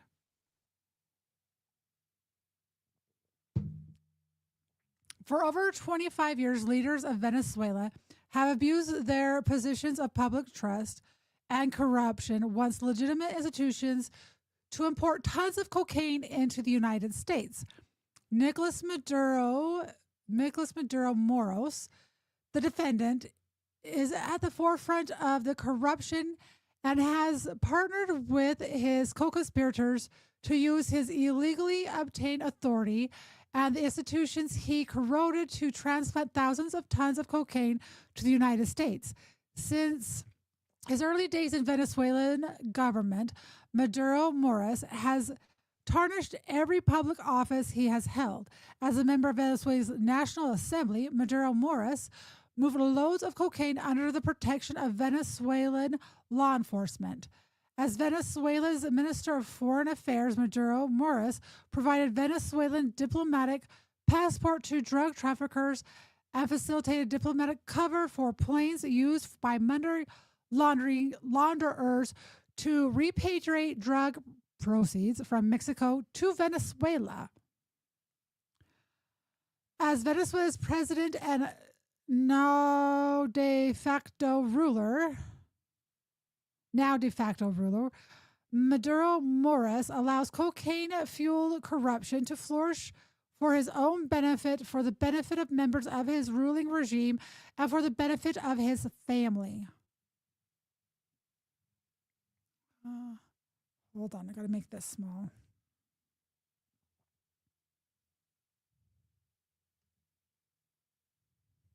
Is that all there is? Justice.gov. Oh, is that the link? Hold on. I want to read the full crap. Is it down below? Of course it was. All I had to do was go to the chat below. I am not a robot, I promise. Okay, y'all, here we go. Oh, why is it so much easier to read over on this page? Okay, can I get rid of this sidebar thing? Oh, I can. Perfect. Okay, here we go. Nicolás Maduro Moros, the defendant, now sits atop a corruption, illegitimate government that for decades has leveraged government power to protect and promote illegal activity, including drug trafficking. That drug trafficking has enriched and entrenched Venezuela's political and military elite, including Minister of the Interior, Justice and Peace, Docido? Cabela Randon, the defendant and former Minister of the Interior and Justice Ramon Rodriguez Chachin, the defendant. Okay, we might have to find a lawyer that breaks this down because there's lawyer speak in here. But let's just go to the top. Let's go to the top and what he is being charged with, guys.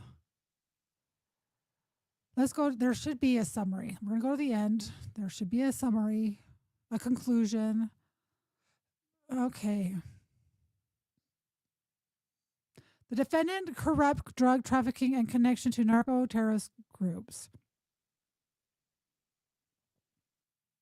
Nicolás Maduro Moros, a defendant, like former President Chavez before him, participates in, perpetuates, and protects a culture of corruption in which powerful Venezuelan elites enrich themselves through drug trafficking and the protection of their partner drug traffickers. The profits of that illegal activity flow to corrupt rank and file civilian, military, and intelligence officials who operate in a prolonged system run by those at the top, referred to as Cartel de la Sol, or cartels of the sun. A reference to the okay, I've got to screenshot this because this is important right here. Who created the Cartel de la Sol? Well, I talked about this earlier. RCIA created the Cartel de la Sol. That is who created that. So they are accusing Maduro of creating the Cartel de la Sol. A reference to the sun insignia affixed to the uniforms of high-ranking Venezuela military officials. RCIA, along with NED, with USAID funding, has trained police officers, military, National Guardsmen. Okay, this is recorded, which I need it to be recorded because these dots are connecting very clearly for me.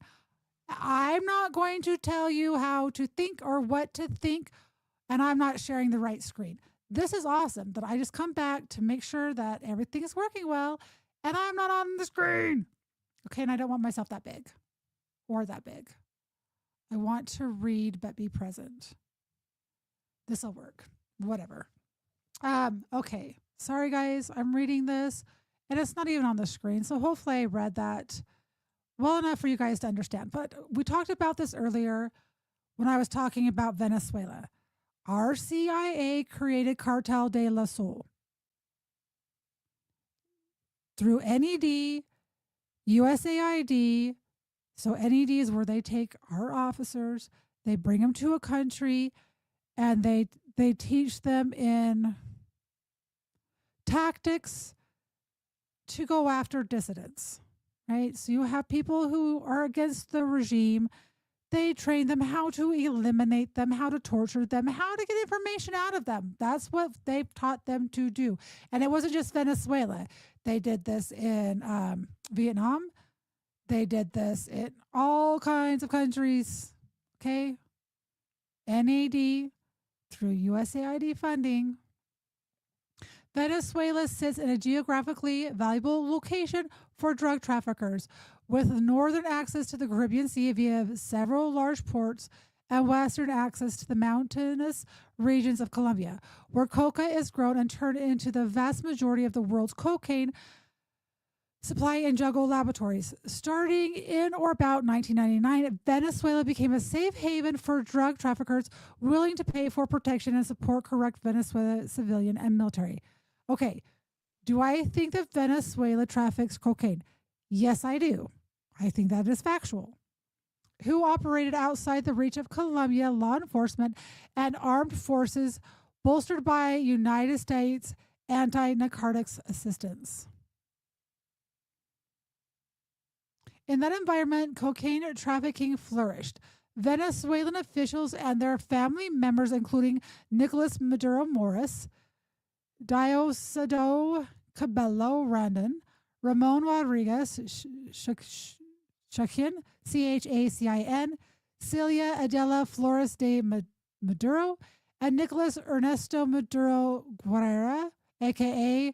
Nicolisto, a.k.a. The Prince. The defendants partnered with narcotics traffickers and narco-terrorist groups who dispatched processed cocaine from Venezuela to the United States via transshipment points in the Caribbean and Central America, such as Honduras, Guatemala, and Mexico. Interesting. Guatemala, Mexico, and Honduras. I'm sorry. Every time I see the name Guatemala, all I think about is that 219,000 of the missing children during the Biden administration out of the 350,000 plus came from Guatemala. That's why I read that name. That's where my head goes. Apologies. By and about 2020, the State Department estimated that between 200 and 250 tons of cocaine were trafficked through Venezuela annually. The maritime shipments were shipped north from Venezuela coastline using go-fast vessels, fishing boats, and container ships. Air shipments were often dispatched from clandestine airships, typically made of dirt or grass, and also from commercial blah blah. So we've got the drugs angled there and how they're going about it. I want to find the summary. There usually is a summary. Hold on. Oh, I'm only on page 14. This is why we're not there yet. I will put this link, guys. I'll put this in the Rumble chat. Here, I'll do that right now. Copy. And I'll put this below the video so you guys can go find it and read through all of this. I'm not going to read through all this because I've already read 15 pages prior to this. And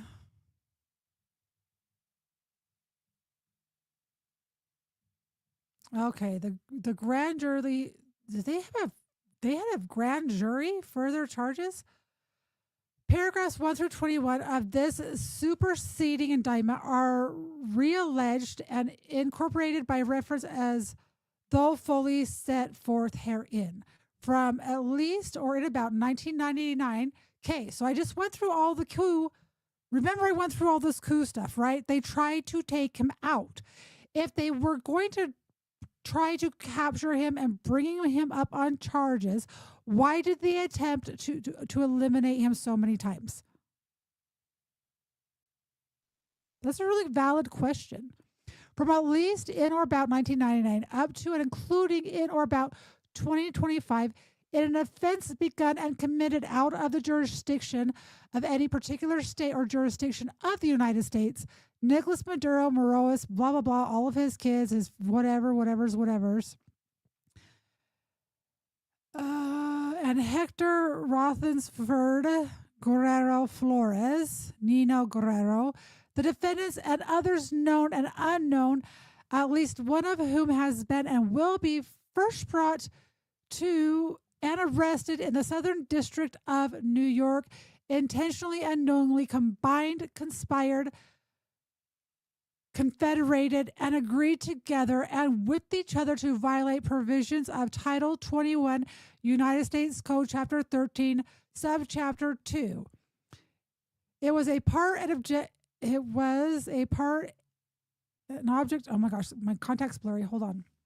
It was a part and it was a part and a, oh my gosh, why this sentence is a tongue twister. I could never be a lawyer.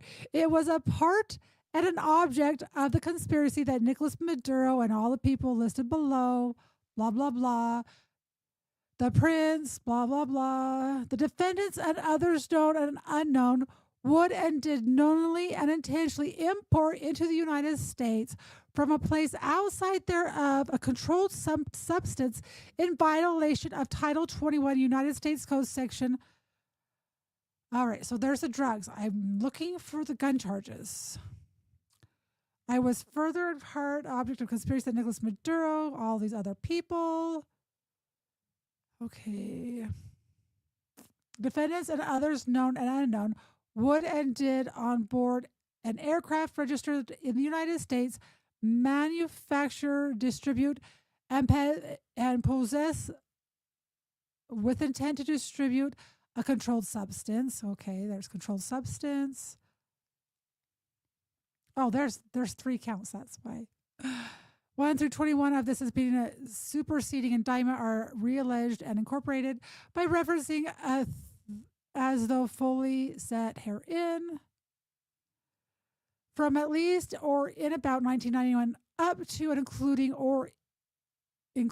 in or about 2025 in an offense begun and committed out of the jurisdiction of any particular state or jurisdiction of the United States, and for which at least one of 2 or more joint offenders, 1 or 2 joint offenders has been and will be brought to and arrested in the Southern District of New York for controlled substance offense charges in count 2, blah, blah, blah.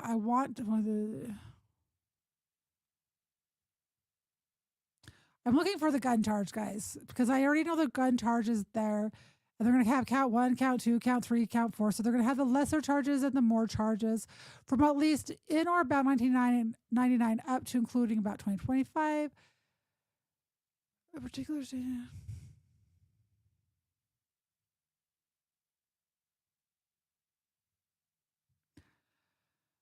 Oh my goodness. Lawyers speak is boring, by the way. The defendants and others known and unknown during this retaliation to a drug during and in relation to a drug trafficking crime for which they may be prosecuted in a court of the United States. The controlled substance offense charged in counts 1, 2, and 3.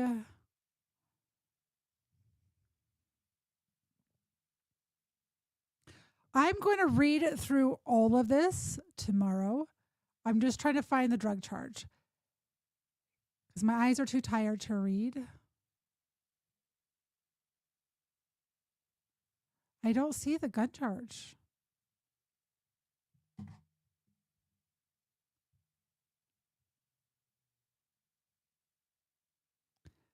Oh my goodness. Okay, I should have put this through AI. I should have said, hey, will you please summarize this for me? I'm lazy that way, or I guess I'm not lazy that way. I don't like to use AI. I don't like to use chatbots to help me decipher information. I feel like it dulls my brain. As a result of committing the firearms offense charging, oh, here's the firearms. Okay.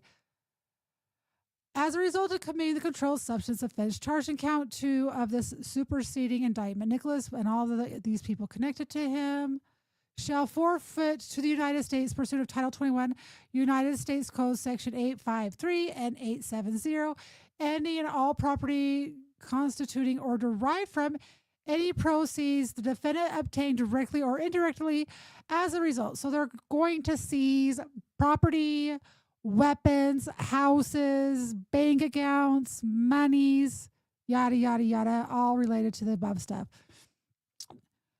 To be used in any manner or part to commit and to facilitate the commission of the offense charged in count 2 of the superseding indictment.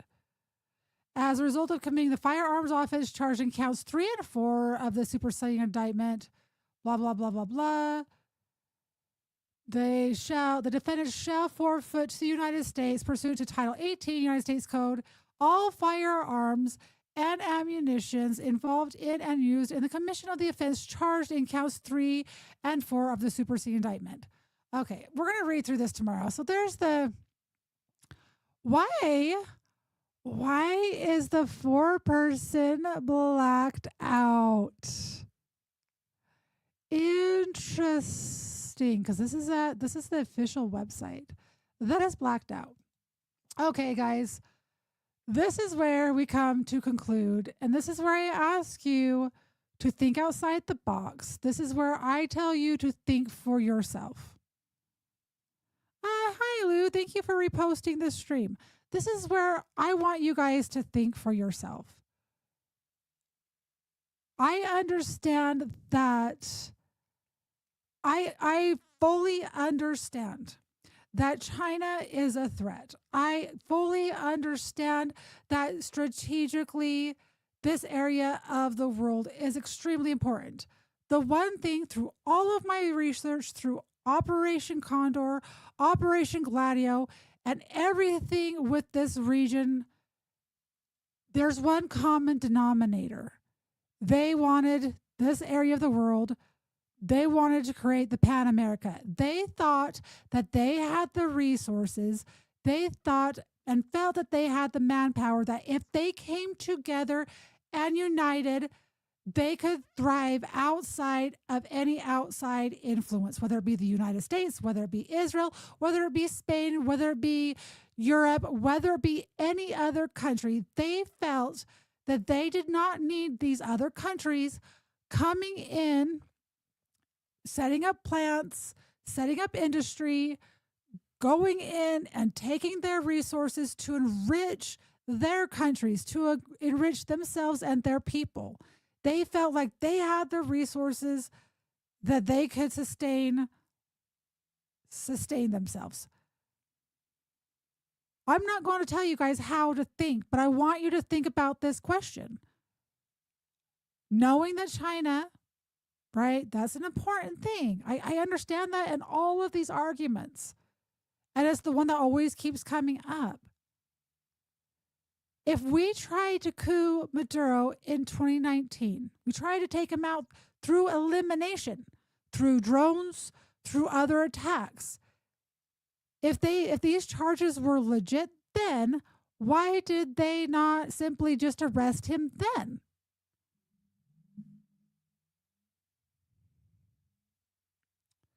I don't know, Julian. Your question is, do you think it would have been better if they just had taken Maduro's life? And I know it's a serious question. I think that had they not arrested him and they did it through other means and they do what they've always done through Operation Gladio and blame some other country or some other means, I think it's better than arresting him, going to his country, showing a show of force. Was that show of force to say, hey, Iran, don't mess with us? Was it to say, hey, China, don't mess with us? Was that a show of force for the rest of the world and that was just the place that they decided to do it for? That's a possibility. Was that to show America that they have this capability? Are the videos of them celebrating in the street, are they orchestrated? Are they coordinated like the Arab Spring? Like, the Israel-Palestine protests at all the colleges? Are they orchestrated like the Black Lives Matter videos and the George Floyd videos? I'm not going to tell you how to think. I'm putting these options out there for you guys to come to your own conclusion and for us to have further discussions, because I think that this is an important discussion to have, because this right now, the way I see it and what I've been seeing all day long is dividing America. I feel like it is dividing.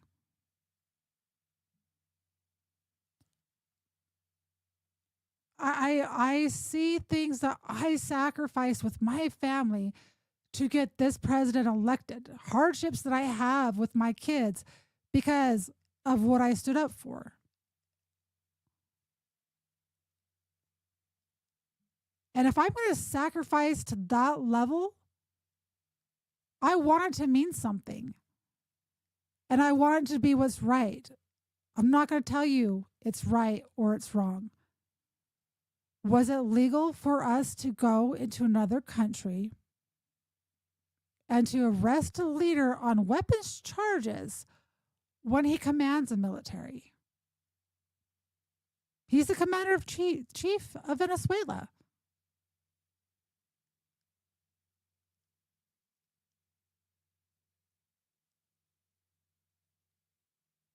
Drugs? I don't even want to get into the drug angle because there's a lot of our politicians that should be behind bars for drugs. Okay, do I know that they bring drugs in the United States? Yes, I'm not disputing that. I don't think it's right. I'm not saying I like Maduro. So nobody come at me and tell me that I am for like Maduro or any of that stuff. I'm looking at all of the moving pieces globally, everything that led up to this. That's where I'm coming at with this information.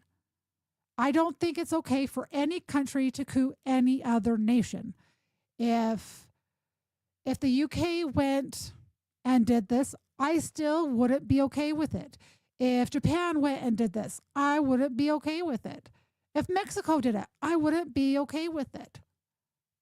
At what point do we have rules that we live by? What is it? International laws? From my understanding that we have international laws. We have international courts. How are we as a country able to arrest a president of a foreign country, bring him to our nation, and put him on trial in our nation? And maybe there's explanations for this. These are questions that I'm positing to you, my audience. You can DM me. You can, if I don't follow you, you can only DM me if I follow you. If you were in this live stream and you have information that adds context to this, I will read through it. I will watch whatever. My goal is to educate you, to educate myself, and to come to an understanding. I don't know. I think for the first time that I'm at a loss for words. I think I'm at a loss for words. And I think I need to think on all this information. I am not pro-war. I am not pro-coup. So that is my bias. I am pro-United States of America citizens first. That's what I am. I love this country. I love my freedoms, and I don't want to see them gradually be taken away one by one by one by one.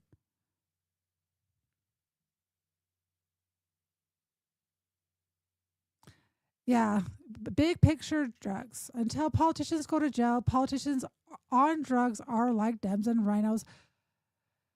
They got to go. The time for political transparency is now. And that is the thing.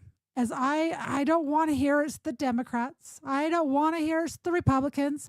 I don't want to hear it's this group or that group, guys. All of our factions of our government have been infiltrated with bad actors. All of them, our churches, our synagogues, our houses of worship, our schools, our Congress, our local governance, our mayor's office. Guys, every single thing has been touched. I'm not saying that everyone and every person. I'm not going there. So don't come at me with that nonsense either. So it is not it's not a partisan thing. And the only way that we take back this country is to realize what are we fighting for and who is the real enemy. One of the most profound videos, and I'm not going to quote it word for word, that Charlie Kirk left. As he was coming to the realization, guys, that it wasn't Republican versus Democrat. It was we the people of the United States, Democrats and Republicans against the elitists.